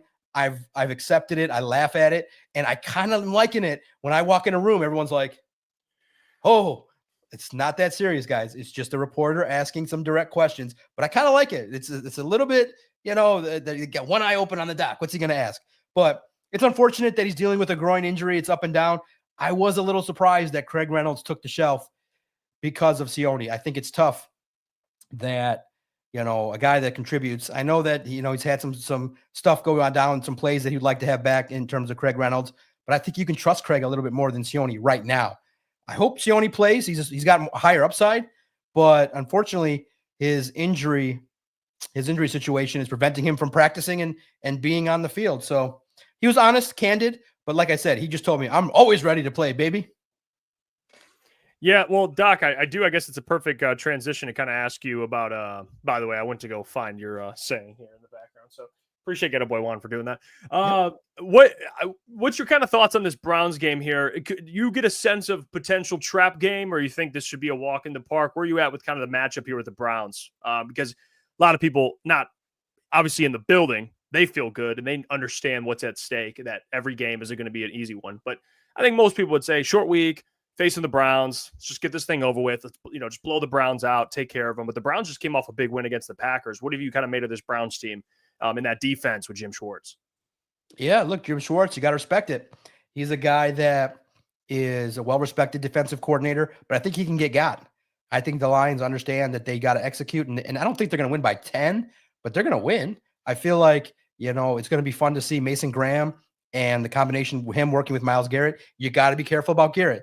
You got to just play clean football. I don't believe the Lions are going to fall into the trap. This has the makings of what people call a trap game. You have a short rest, but the Lions are relatively healthy. They're going to go in there, and I think they just have better offensive talent overall. I think the Lions have an opportunity to compete strong. I do think it's going to be a grinded out. The defensive line of the Browns is a whole lot better than the Ravens. So the rushing could be very challenging. This might be a game where the screen game action gets into it. You got to maybe lean on a little bit more of J-Mo and Sam Laporta. But the run game might be, it might be difficult to find some daylight. I'm very concerned about Myles Garrett. This is a guy that on any given play can beat, whoever he's going to face off against. So it's going to be, incumbent upon Sewell, Decker, get after it and win your battles. But it's going to be tight. I feel like it's going to be a good game. I'm excited for the opportunity to see how the Lions tackle two of the game's solid defensive linemen. And then, look, it's Joe Flacco. The issue is don't let him hang around. This is a veteran. You don't want to be up like 9-3 in the fourth quarter because that dude just finds a way where he's like chipping away, looks bad. Then all of a sudden, boom, all his receivers look like, he makes them look like Jerry Rice with his accuracy in crunch time. So the guy knows it all. I think you're going to get after Joe Flacco. I feel like you're going to get 4 or 5 sacks on him. He's not the most mobile. You have a chance to win some more battles. So I'm liking this opportunity. And from MC3 Who Dat, yeah, that's right. Goff called Mason Graham a perfect 3-tech, and I got the chance to record it. That was awesome to hear. That was a fun interaction because Jared didn't know who that was at me. He's like, Graham. He's like, what are you talking about? Graham's on our team. And he's like, oh, Mason Graham. And he said, Mason's perfect 3-tech. So you got a perfect 3-tech and Myles Garrett. That's a nice start to a front four to be able to pressure the quarterback. But I'm excited for the opportunity, man. I like the challenge of a good defense against a good offense, but I feel like the advantages in a lot of ways. Christian will do the tail of the tape on Friday. A lot of the advantages I think are going to go the Lions' way, at least offensively. And plus, too, Jim Schwartz, he's aggressive, he's tactical, but there's chances where if you blitz and you don't get there, Jared Goff has answers. So you could see Amon-Ra St. Brown early, right over the middle on a blitz, take it to the house early in the game. So look out. The Lions are going to, you got to give John Morton credit. The man has experience. And if he's up in the lab, seriously, at 3:30 every day, trying to put these guys in the right position, I just love the fact that he treats me the same way he treats the players. Everyone's been saying that he lights people up. He yells at people every single day. And you got to kind of respect it because, he's going to evolve as a play caller, but in terms of schemes, so far, the last two have been pretty good. So credit to him. Doc, I got to ask you because I don't know how we went a whole, essentially an hour almost without bringing Amon-Ra St. Brown up, but he has been elite, Doc, through 3 games. And we actually put a tweet out today. I don't know if you saw the tweet, but since 2023, so essentially this season and the previous 2, I think he's 3rd in the NFL in receiving yards, 1st in receptions, and 1st in touchdowns. What are your thoughts on Amon-Ra St. Brown? We've had this. Jeff and I actually had this conversation throughout the last few weeks that he's potentially a top 3 wide receiver in the NFL. Do you think this guy's a little underrated? It feels like a lot of people don't put him in those conversations because he's maybe a little undersized, but it feels like just week after week, he might not, like he only had 70 yards this last week, but it felt like every single play that he made, Doc, was in a big moment for the touchdown, the 4th down to essentially lock the game up before the DeMont carry. Like he just continues to come through. Do you put him in that category of top 3 wide receiver? How do you look at Amon-Ra St. Brown on this team? Well, in terms of your accuracy report, I brought up Amon-Ra St. Brown, but in the manner of his celebration. But it's true. He runs this stuff, partner. That's what he does. He just shows up. I can relate to him. He just shows up, does his job, excels, goes home, does podcasts. Can't beat that. And I was going to write it, but I didn't know how to eloquently say it because it's just simple to say. The combination of Jared Goff, Amon-Ra St. Brown is the single best wide receiver quarterback tandem in the game right now. You need a first down play, give it to Amon-Ra. You need a second down play, give it to Amon-Ra. You need a third down play, give it to St. Brown. You need a 4th down play in 2, no worries. Beautiful toss, 14 from number 16. It's beautiful to watch. It almost, and the biggest compliment really I can give a player, I told Amon-Ra directly. I said, man, listen, he was walking off the field. I said, it's not a question. Amon-Ra's been great. And I asked him directly. I said to him after the game, and everybody was looking at me like, why would you ask that? What do you mean why would I ask that? I said, you played the Ravens, you beat them. You want to run it back in the Super Bowl against them? Great question, I felt. And he gave a great answer. Now, it wasn't like, not something that's going to go super viral, but he gave an answer. That's what's great about Amon-Ra is he can answer a myriad of questions from a myriad of ways because he's so smart, so thoughtful. And I walked up to him, it was last year after camp, and I said to him, man, all I can tell you is I watch and you just make the game look easy, bro. And you just go out there, you catch the ball, you run after the catch. Everything that you do just looks good. Routes are crisp, catches the ball, good attitude, good swagger. He's mild-mannered on his podcast, but tells jokes. But then on the field, he's a rabid dog. And you got to love it. And that story that he tells, I can relate to. He takes things personally. He's offended by the fact that he was drafted in the 4th round. He's still offended to this day. And so that's why you get that where he makes a play and he screams into the camera, I run this stuff, partner. And it's a pleasure to watch. He's easy to cover. He's quotable. His podcast is great. It's an all-tool situation. And there's literally, what more can you say? He's good at what he does. He wants to do better. He is somebody that when you watch him, you see excellence and you get an opportunity to cover it in his prime. And he's the most down-to-earth dude. I almost want to ask him to come on a podcast, but I don't know who to connect with. Is it his dad? Is it Equanimous? Would he ever come on? I don't even know what we talk about. You're just great. I'm great. You're great. You're great. I'm great. And it's just, what are we going to talk about? But I love, there's talking to players is fine, but there's certain players you want to see and you don't want to get boxed out. Amon-Ra St. Brown, I've had to miss a couple because it's just me. And I want to get some other interviews too, but Amon-Ra St. Brown's an all-world type of person. And he's nice. He's a nice person. There's maybe a handful of guys that will just walk by you and actually give you a fist bump. He's one of those kind of guys. They may not like what they read about, but they understand it's fair, and he'll acknowledge you. I mean, what else can I say?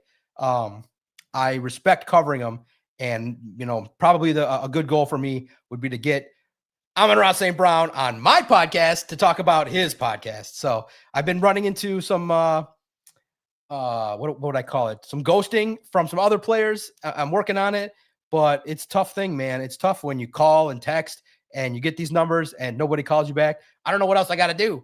I've tried, but it's fine. I'm working on it. I got to re-strategize on how would I book a guest to talk to me when, I've said and done the things that I've done. I'm turn negative here real quick, Doc. Real quick. The Detroit Tigers are down 5-1 right now. No. It might be, I think it's over. I don't want to call it. I know it just doesn't, this whole Tigers thing, I want to get your thoughts on it because it's a historic collapse. They had what was it? A 15 and a half game lead in the division. People were out here saying that it was a lock on every single platform. I saw a clip today of Costa back in June being like, division's locked, it's over. This is probably one of the more embarrassing collapses, not just in baseball history, but maybe of all of sports. What are your thoughts on this? Because right now, I'm not going to lie, it's kind of depressing. It really is. No, that's not how I roll, bro. I don't get sad. I mean, what else do you do? No, this is what you do. I am also a very staunch supporter of Chris Castellani. He supported Vito's charity game. He came out there last year and supported the cause. I got a lot of respect for him and the way he deals with his own situations. And yesterday's stream his post game almost made me get on this microphone and do an anti-reaction to what he did. He just went out there and spoke calmly for 180 seconds. That's not what you do. I am pissed at the Detroit Tigers. Why? Because your fan base told you that this is a team that has a chance to compete. Your fan base supported you. They went out there and bought the tickets. They went out there and said, hey, pay this Tariq Skubal $400 million. You only have him for a couple years. And the fan base said, wait a minute, you're 15 games up. Look at this team. You're peaking. You're playing great. Go out there and support this team. Go out there and add. They got excited for the trade deadline. They told Scott Harris, hey, go out there and add. And what did Scott Harris do? Scott Harris slapped everybody in the face with that plan. That plan was ridiculous at the highest level. What kind of person goes out there at the trade deadline and adds talent that makes the team worse? 2 of the guys are not even here on the roster. You never add a 40-year-old pitcher to a team that's contending. And I don't care. You didn't have to sell the farm. Make better moves. You are a executive of a baseball team watching baseball. You tell me you couldn't look across the league and find players that could help this baseball team? I don't want 3-tool GMs. I don't want a GM that can just sit in his office, crunch numbers, and pick players from the draft. You got to look across the league and be able to go, I like that guy. You brought in Kenta Maeda here, wasted talent. Why would you bring him here? You don't understand pitching talent? You brought in another guy who's so unmemorable, I forgot his name already. You paid him $15 million to get his hip massage for 2 weeks or all offseason. $15 million is a bat. What are you doing? This is not something you experiment with and go, well, I'm just going to take it easy. Your trade deadline moves were a disaster. They were epically, this could be the worst collapse in the history of baseball. So I'm not going to sit there and cry on a stream. I'm going to say, Scott Harris, get your ass in gear and do your job better. Understand the talent level in baseball and add somebody in their prime. There was a pitcher in Baltimore that everybody knew could do something. You could have got him. You could have traded. You have 2 great catchers in your pipeline. Let go of one, get another player. You added projects. The whole baseball world laughed at you. Ben Verlander, who obviously is supporting his brother, is laughing at you. The whole baseball community is going, what the hell are you doing? Listen to me on the Doc and Jock podcast, I said that season's over. When they made those deadline moves, I said they're not serious. They told the team, F you, we don't believe in you. They told the team, see you later, you're not in the Dodgers class. They told the team, collapse. They told it with those moves, me, you, Booner, Easy, and Caleb could have put our foreheads together, smoked a bunch of weed, and made a lot better moves than Scott Harris did. What the hell was that? You made the team worse. You made the team worse. This has been embarrassing as a Detroit fan to see a collapse of this nature. You're not allowed to collapse as an executive. You're supposed to trend upward. And this has been an embarrassment at the highest level. It's frustrating because these GMs are scared.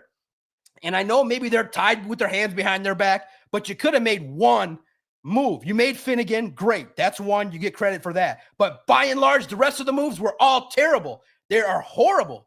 That is indicative of somebody that is not able to survey the landscape of what's going on. What are you doing every day? Do you not watch baseball? Me and my nephew can pick players.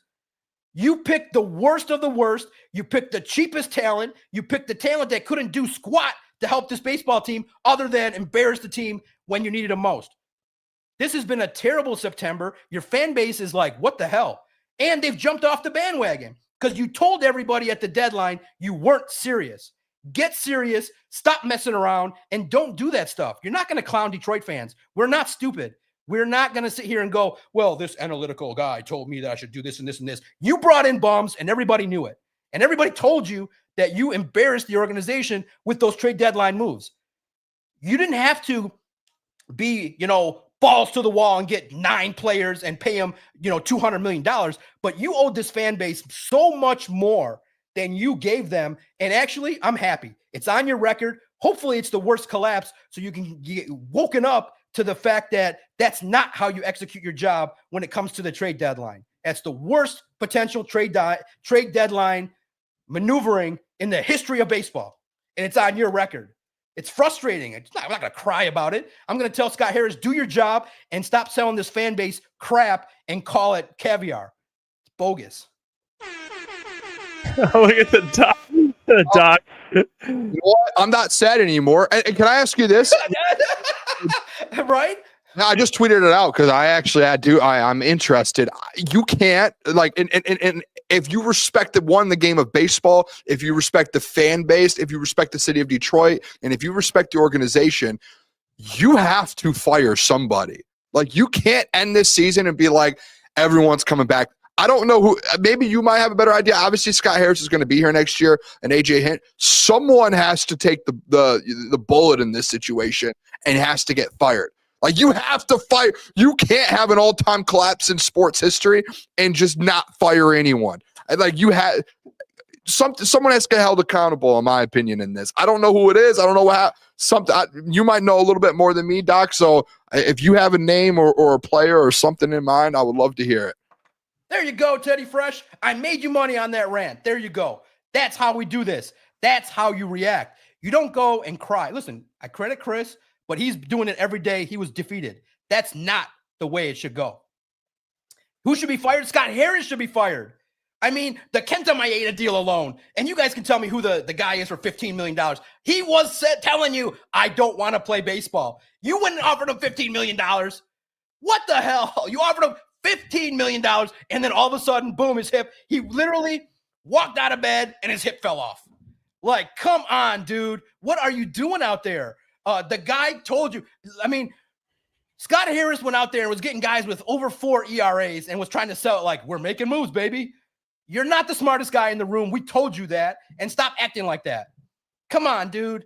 You know, if your resources are tight, you can't just burn $15 million, bro. You burned it. And I mean, the guy's like, I'm telling you, there is no way that pitcher didn't text a friend, didn't text Easy and was like, didn't text you, Booner, was like, these people are trying to pay me $15 million. F it, I'll try to come back. He was trying to retire. He was trying to sit on the couch, and you called him up and said, what? Kenta Maeda was horrible. And you realize, okay, you had to send down Jace Young, didn't work out. Gleyber Torres up and down. You got a little bit left from Javi Baez. You had a little stretch there, but you could have cut Javi Baez and just sent it away, and you would have earned favor from the entire fan base for years. So the in-season moves are atrocious. Great. You're going to sell us that prospects are going to save the Detroit Tigers. The hit rate on prospects is tough. There's no guarantee that all these prospects are going to come up and work. Oh, wait a minute. You guys asked me when I was on vacation, hey, what about this guy that's a young pitcher? He's going to do great. I said, I don't think he's going to be rookie of the year, but I said, hey, sprinkle a unit on it. What happened? Arm issue. So you try to add talent pitching-wise. There's always the risk of the Tommy John. You try and add bats. Sometimes, you know, they have seasons like Spencer Torkelson up and down. It's tough to do it that way. You got to mix in some great talent overall in Major League Baseball. And if that's how you view the talent across the league and bring in a bunch of cheap guys that are not playing well, man, that's frustrating and annoying. And I think Scott Harris should lose his job. What? Scott Harris got 1 year in the playoffs. Congratulations. But this is an outlier. This is completely a disastrous lack of leadership from the team that's playing right now. Nobody stepped up and fired up the team to play a lot better. What happened yesterday was embarrassing with Tariq Skubal. What the hell was he trying to do there? Executing non-fundamentally with the baseball? Man, it's a frustrating look at a wait-and-see approach that doesn't favor teams in any way. Fortune favors the bold, and Detroit doesn't buy in to the nonsense that Scott Harris tried to just pull off this season. Doc, we got a couple questions for you. We'll start it off with Alan. Doc, a question: why would DC give away how they stopped Lamar with that defense spying on him and stuff? Seems a bit too much given the game plan, especially because we might meet them again in the Super Bowl. Yeah, look, Alan, it's a great question. There's film, and here's the crazy part. There's so much talent now in the league, and there's so much footage that the average fan can just pay, what is it, $150 or $100, and you can watch film like a pro. And in the end, talking about it is fine, but the film showed it. They only did it a dozen times, and they did a myriad of ways, and they would change it up in the Super Bowl anyway. It would be a different team. The Lions might have a different cornerback. They might have a different defensive lineman. So in the end, Alan, football is such a beautiful game. You could almost tell your opponent what's going to happen, and they still confused Lamar enough to be able to, on some play spy, on some go back, on some drop in coverage. Lamar also said it too, that the Lions just were doing a bunch of different things. And that's what happens when you have talent. You can mix and match different matchups at different times. So Dan Campbell said it. you can almost tell, an opponent's defense, what you're going to run offensively. They still got to stop it. So you got to get after it. And for the Lions, I don't know listen, I'm more worried about the Bills than the Ravens, to be completely honest. I feel like the Ravens got exposed a little bit on how you can punk them. And I think they're going to have a trouble if they get to the postseason. They're a regular season team with how Lamar has been. They got to add talent. The interior of the offensive line is not good enough. Cody says, with Trey being a rental, what's a realistic package you'd see Cincy taking the bait on? That's the toughest part, is that the toughest part of that is that there's going to be suitors. So I feel like if you get two teams and you get the price up, I think it might take maybe a second rounder at the deadline. General managers tend to wait it out. I don't know if he'll get a first because of his age, but if his talent level's there, it's going to be up there. I feel like it's going to be a day one, day two situation that they ask for, but I feel like a second rounder could get the job done. It's going to depend too. Do they want another impactful player? Would they want a young player included? That was the highest asking price. It may come down at the deadline as a desperation, but it's always tough too. Those deals, you don't want to sell to your fan base that you're being, fleeced. So those deals are tough, but it feels like fans kind of overvalue it a little bit. So maybe a third and a good player, but I feel like with market value and a lot of teams going to come calling, the Eagles are going to call, the Steelers are going to call, teams like the Packers are going to call. So the odds to me are low, but I just want the report that you tried hard. But I think second rounder gets the conversation at least moving in some direction. Get a boy Juan Mailbag. Doc, what did you take from the coaching in the MSU game? I think they should have been way more aggressive, especially in the second half. Yeah, man, it was a good game. I had to watch it on replay. I made it 8 minutes into the game and I was out. I was tired. Saturday night, after watching my kids play soccer, it was like, there's no chance. But I watched it again and I just felt like, Aiden Childs is getting better, but there's not enough offensive talent to be able to keep up with the likes of a USC. We're getting there. It was nice to see them be within 7 at some point in the second half. I feel like the aggression. Good moral victory there, Doc. Yeah, moral victory. They didn't get, they blown out by 18. There's only a 14-point loss, but in the end, you just don't have enough. And I said that on Doc and Jock, which comes out tomorrow. Me and Adam were talking about it, and it was like, man, Michigan is Sharon Moore just continuing the great recruiting that Michigan does. And so it feels like they're in year 9, 10, 11 of Jim Harbaugh, whereas Michigan State truly is in year 2. You don't have enough defensive end talent. You don't have enough key playmakers offensively. You're working on it. But when you deal with injuries and you lost a great running back last year to the league, I just feel like there's more than Nick Marsh and Aiden Childs that needs to get here. And I think it's going to happen. But I agree with you. More creativity, more aggression is something that I wonder if Jonathan Smith is going to take a look at over the break. Yeah, I mean, Doc, if you're cutting it down 4 points from 18 to 14 versus USC for the next couple of years, I mean, you're only about 4 or 5 years away from beating just USC. So that's a good moral victory there. No. Listen, 2 years in and you're 14 down. Next year, they probably lose by 3 and they'll be up by 7 and then have some fluke thing happen. So we're getting there. Honestly, it's like, you got to give it true evaluation of college football. You got to give it 3-4 years. Let all the class happen. But you also got to be aggressive in the portal. You also got to be aggressive in making some moves at certain spots and spend some money. And so in the spending game, Michigan State is working on the first. Now, where Michigan State's at fundamentally is we're now building the bank. We're not at the point yet where we're taking out the money from the bank to pay the players. We're building the bank. So we're going to build a nice bank and we're going to fill it flush with cash. We got to find the cash and then we're going to start buying the players and then we're going to start cheating. So we're going to follow the Michigan plan and we're first going to get the bank. We now understand the plan. We're going to get the money some way, somehow. We know the people that can raise the money. Then we're going to get the players and then we're going to get our Connor Stallions and then we're going to have success. Well, Doc, we appreciate the hell out of you, my friend. You keep up the great work. As always, you guys can check out Detroit Lions on SI. A link will be in the description. Follow the Doc at Detroit podcast. And, of course, check out his YouTube channel where he is grinding. Doc, good luck this weekend. We'll see you next Wednesday. Yeah, and my prediction is Lions beat the Browns. I would take, though, a couple units, give it, if you can get it at +10 right now, I think it's going to be a little bit closer than that. So take the Browns +10, but the Lions are going to win. They're going to be 3-1. Thank you guys for having me, letting me talk and be myself. Man, it's great to be able to do this. That was a fast hour. Thanks for letting me rant on the Tigers. I feel so much better. Oh, you killed it. It was a fun interview. Thank you guys for the Wednesday spot. And for everybody, like I said, have some fun, be bold, don't be afraid. And remember, if Dan Campbell remembers your question, might have been a good one. You never know. There you go. Guys. The DOC. We'll see him next Wednesday. Doc. Program, hanging out with the fellas here. And you know what, Booner, I need to tell you about our friends over at Sleeper before we end the show here, because they are a proud sponsor of today's show and every single show in Sleeper Fantasy, which you all should be using. Real money, fantasy sports.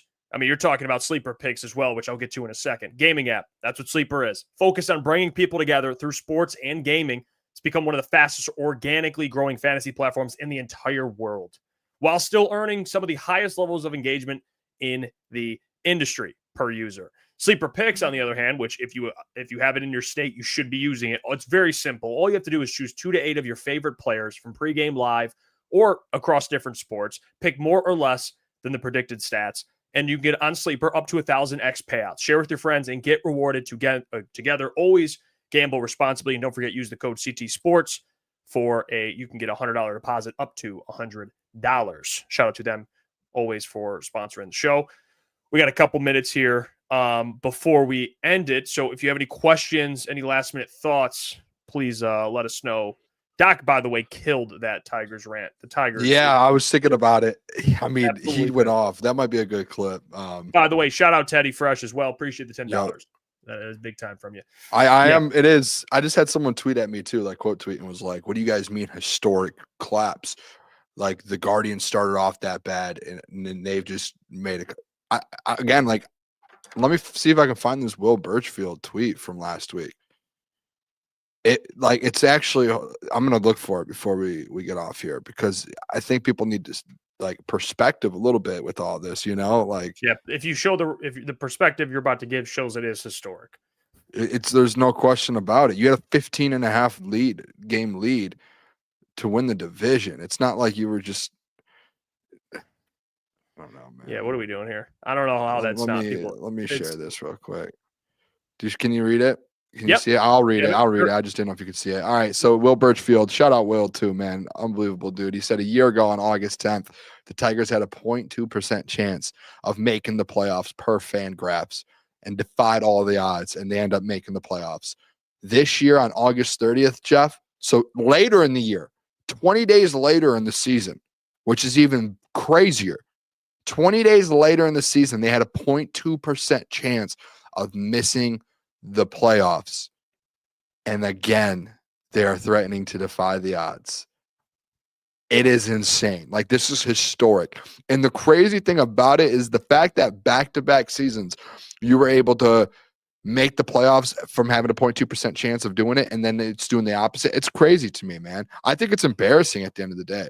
It really is. It's more so embarrassing than anything else. Well, historically embarrassing. It's so bad.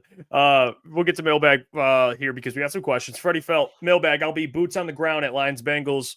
Hell yeah. I can supply the content if y'all want on the odds. Anything you have, Freddie, send it over. We'll post it. All post or pre-game and everything. You got me and Boone on Instagram, man. You shoot us over what you got, bro. Text him to me. He's got my number, man. Send me a text. By the way, I fun at the game, Freddie. That's a great. Sucks Joe Burrow's. No Joe. It would have been a great game. Still will be a decent game. Jake Browning's not terrible. He's fine. Whatever. Yeah. You'll see a Lions win though. All right. Hey, knock on wood. Hopefully. ETM mailbag. Where does the Baltimore win rank in the Campbell era? I said it's top 3 regular season win. Me and you agree. Top 3. I say Chiefs last for the division against the Vikings. No order. I'm just telling you the 3 I would have. And then this game, this game, yeah, for sure. I do really. I'm going to be honest. Like a personal favorite. I loved that Green Bay game when they had a chance to make the playoffs. Even though we know, like I remember that whole day as a whole. Like that was when we were at Woodward, and I just remember from start to finish of that day. And you know who I remember being with the most that day, which is just so funny to me, is Maz, bro. And I love Maz so much. He's like he's literally like my older brother. So it was just like I spent that day with Maz, and we ate like.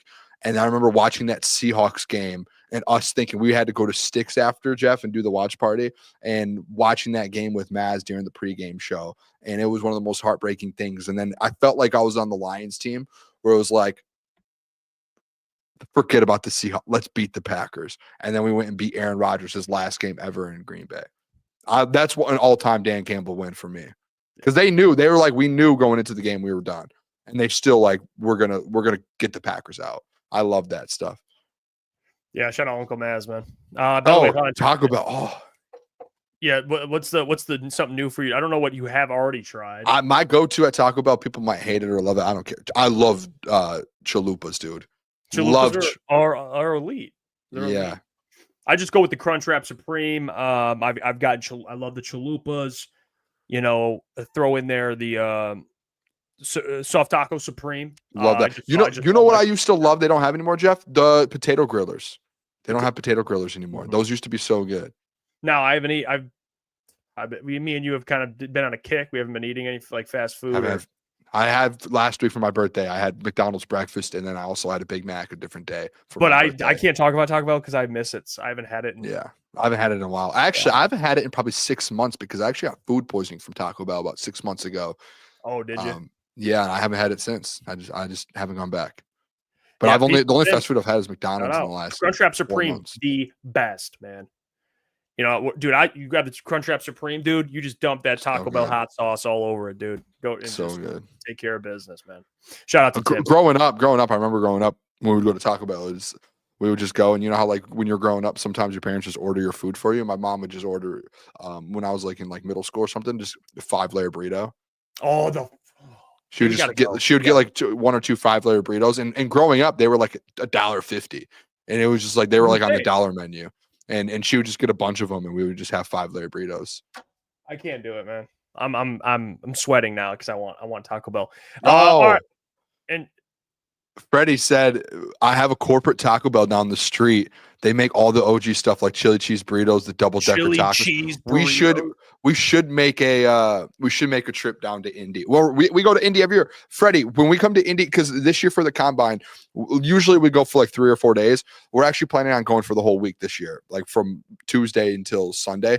We'll make at some point, Jeff, we're gonna make a fact, like a statement. 1, St. Elmo's. We will be at St. Elmo's this year. And 2, we will be hitting up this corporate Taco Bell. Let's do it. Freddie, that's insane. Appreciate you all. We'll see you tomorrow, 8 p.m. Keep it up. We're just about to hit 15,000, man. It's been an awesome ride. You guys are ultra supportive. Get your merchandise like this. OfficialCTSports.com. Check out us on social media. Should we stay live until we hit 18,000 or 15,000? We were getting momentum today. We're 24 away. We're 24 subs away.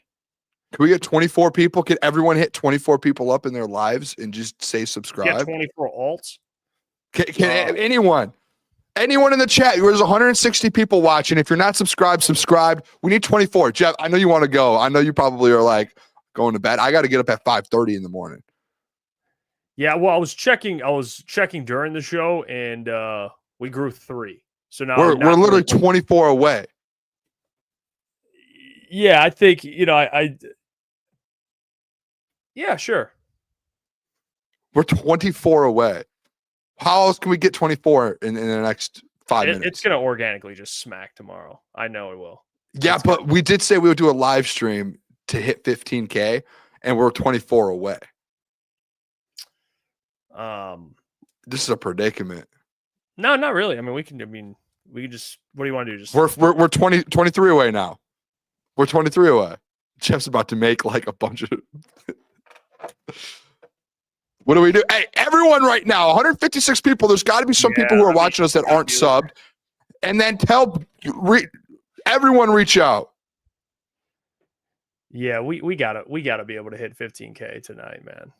I mean, we're 23 away. Come on, we got to be able to get 23 in like 10 minutes, Jeff. There's no way we don't. That would be historic. I think we do it. If we can get 20, here, let me see. Let me get this up actually. Do you have like a live counter? Yeah. I mean, this is a big moment. 15K is a lot, dude. I feel like. No?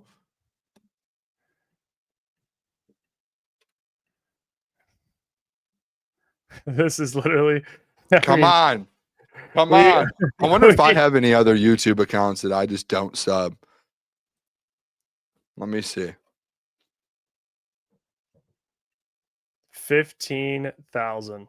Yeah, and we get 15K. We'll give merch away to 2 different people in the chat. Deal? Or 3? Do you want to do 3, Jeff? You know what? Screw it. We'll give free merch away to 3 different people, like a shirt or something. If we get it by 10:20, because I do want to go to bed. I'm tired. I got to get up early. I don't know about you guys. 23. 23, man. We need 23. Yeah. We got 3 people There in you the go, chat. We'll get free 22. merch. There we go. We're working, Jeff. Let's get there. Huh? Oh, let's go. Yeah, this is, I mean, Oh, this is thrilling. we can do it. This is thrilling. Come on, 22. Isn't there a 22 Oh, they song? just lost one. Who's the douchebag? No! Who would unsubscribe in this moment? Why would you do that? That's You unreal. sick son of a bitch. That's unreal. I will say, if it starts going down, I'm going to bed. I'm not staying up. If people start unsubscribe, I'm out. I'm out. Yeah, ETN said it would just if you do that, I'm out. We're done. No one gets. If people start unsubscribing, the merch deal is done. The merch deal is off the table. All right, we're back up. That one person felt bad, Jeff. We're back up. Yeah, shout out. Shout out. Come on now. Come on. Yeah, Peaceful said it's back. We got 13 minutes to hit 15. Oh. What else can we do to hit it? What else can we do? Any ideas? Let me see. I mean, we should post about it. Like we're Should we staying tweet? live. Do you want to tweet from our personals? Yeah, let's do it. Just gonna screenshot it.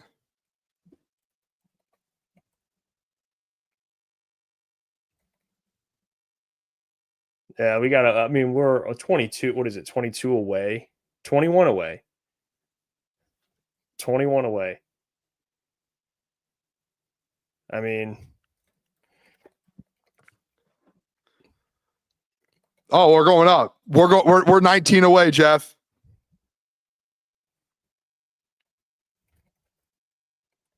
We're 19 away.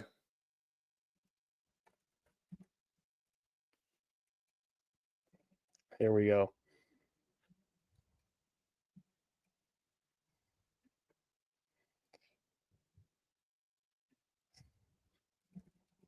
Yeah, I mean, this here. Hold on. All right, I'm gonna send a tweet out. We'll see if we can get some people at least aware of what's going on.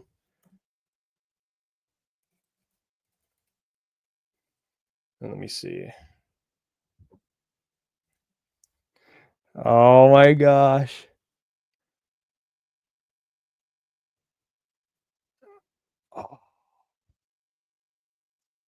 Oh my gosh. Oh, we're going up.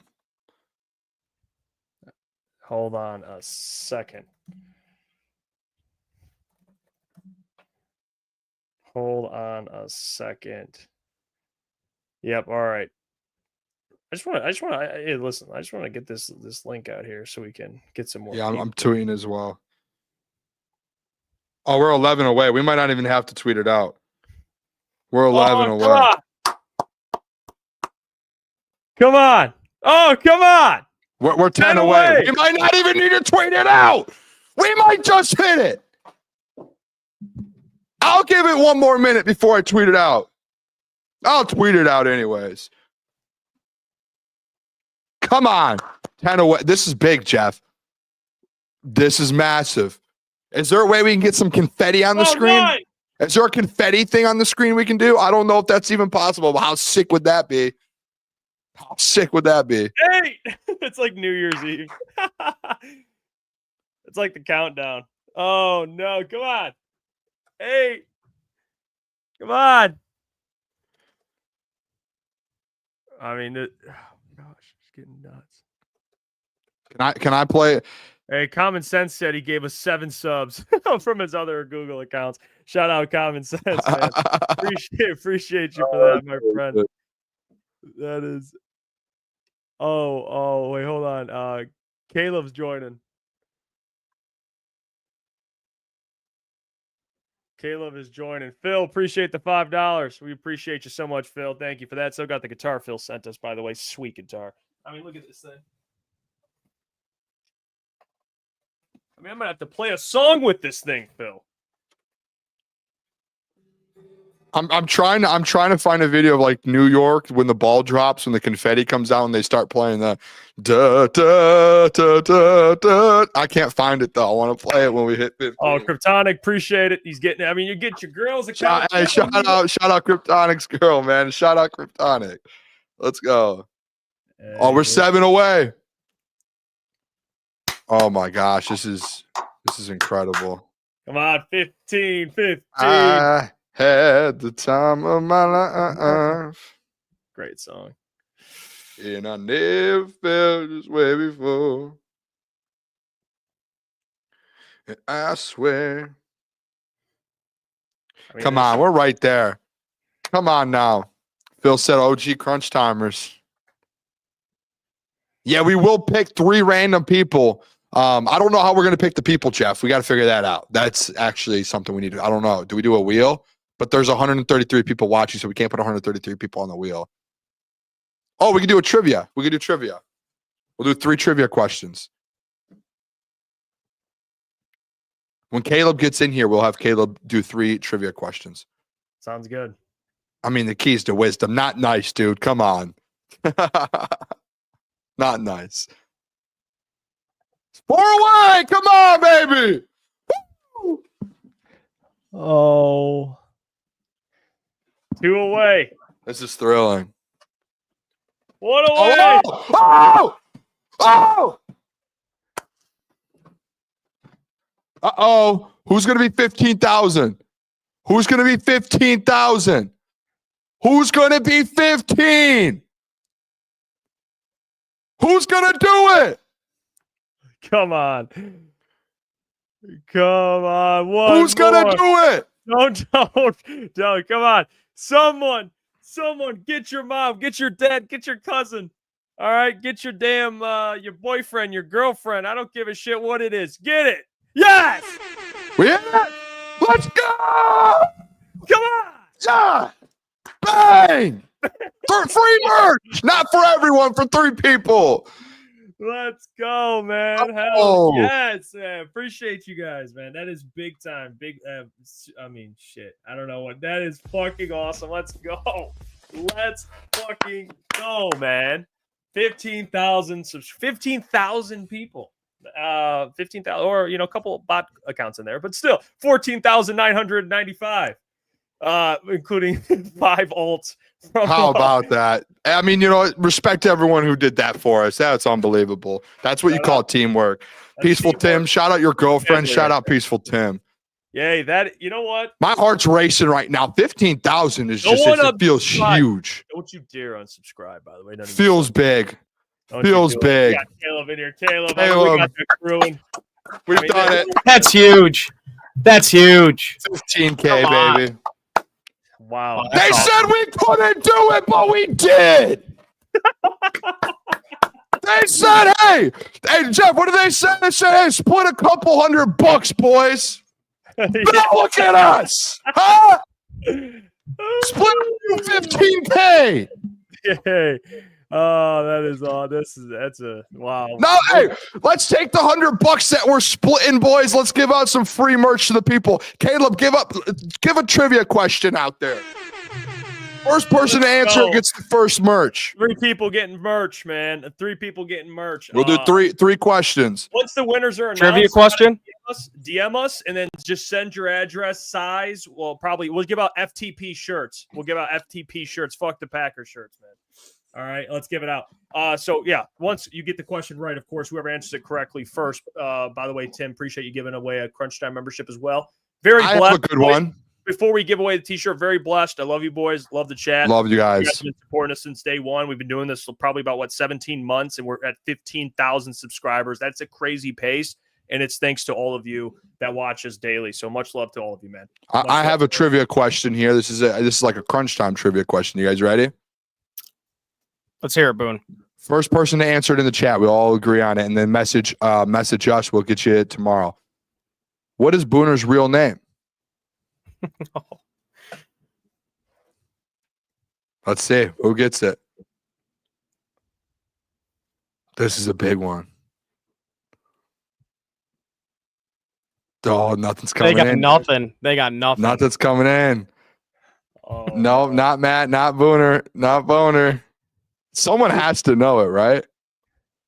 Why do people think my name's Matt? What? My name's not Matt. Pat? Yeah.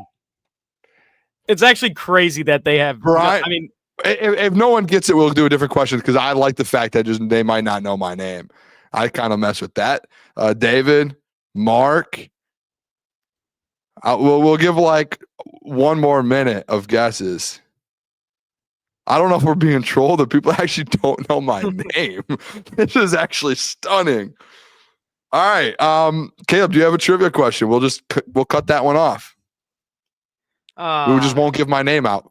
There is one person in the chat who's always in there that knows my name, but they're not in here tonight. So, Caleb, you got one? How about this? I think I could give one. How It's about we another just crunch time one? or go ahead, just- I was gonna say, let's just keep it. Let's just get its first answer, right? Like, let's keep it simple. It's first answer. I see one right in the chat. Yeah, but we did end it. I don't know if we want to give the name away now. Yeah, but they kept asking. I mean, they kept giving answers. Kick Klotz out. That we gotta get. What's the next question? That team's not allowed to be talked about on How about this? Crunch Time Sports. That team's not allowed. How about like something like how many rushing touchdowns did Jahmyr Gibbs have last year? Do you know it? Yes. First one to guess it wins. I don't know if I know it. Oh yeah, I do know it.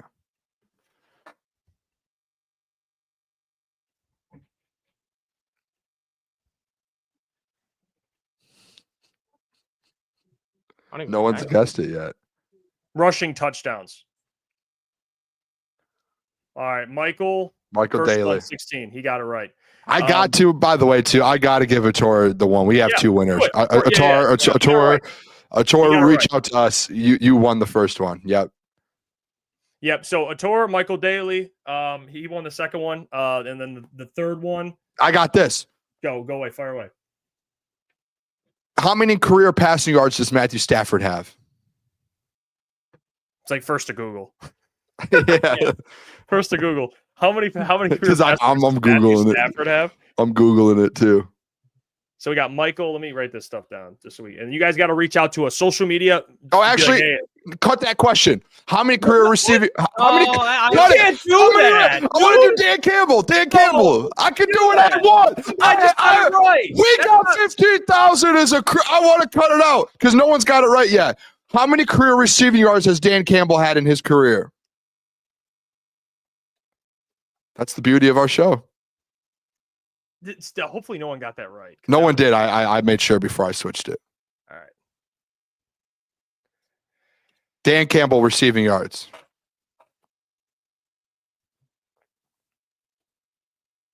It's a good question, Boone.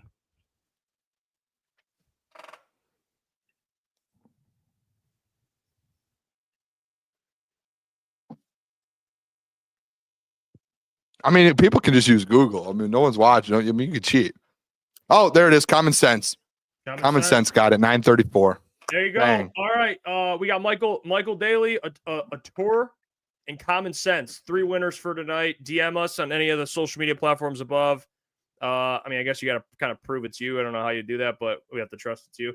And you'll get FTP shirts. Send us your size, obviously the address we're shipping it to, your name, so we can get that on the shipping address. But other than that, you guys enjoy that. Appreciate all the love. Love you guys so much. Appreciate everything, man. We appreciate the support. Big time. And big things on the horizon, hopefully, boys. So we love all of you boys. Yes. Yes. And we'll be back tomorrow. Caleb, appreciate you for joining. The Tigers Yes, suck what a ass, moment. and you know that. All right. Yep. So They're dead. making sure you know It's that. over. We'll see you tomorrow, 8 p.m. Love you guys. 15,000. Next stop, we're hitting 20. Let's get it. 30. 50. 100.